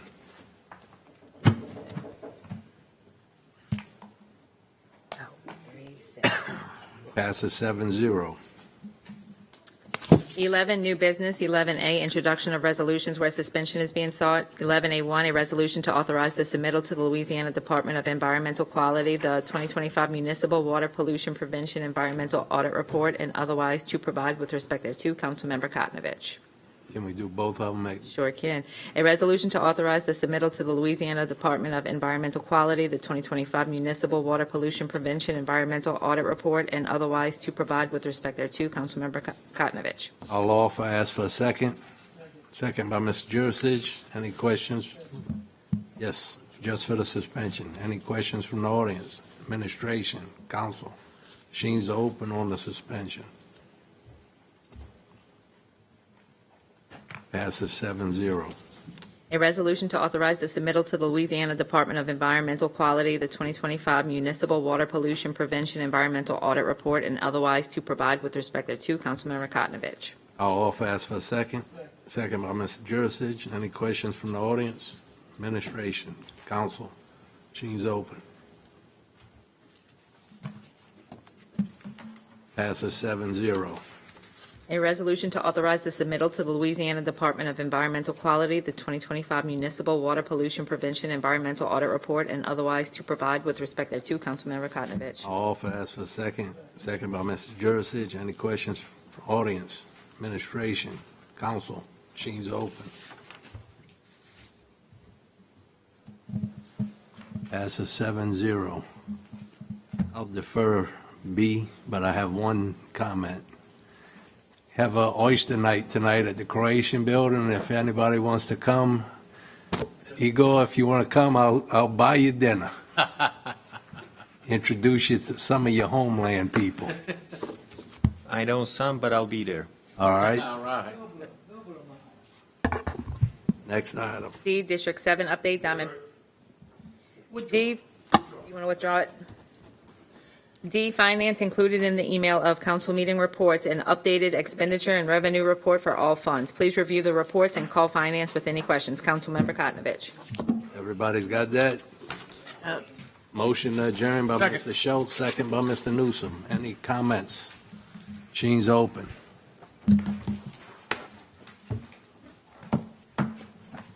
Councilmember Gooey? Oh, thank you. Passes 7-0. Let the record show we adjourned 5:48.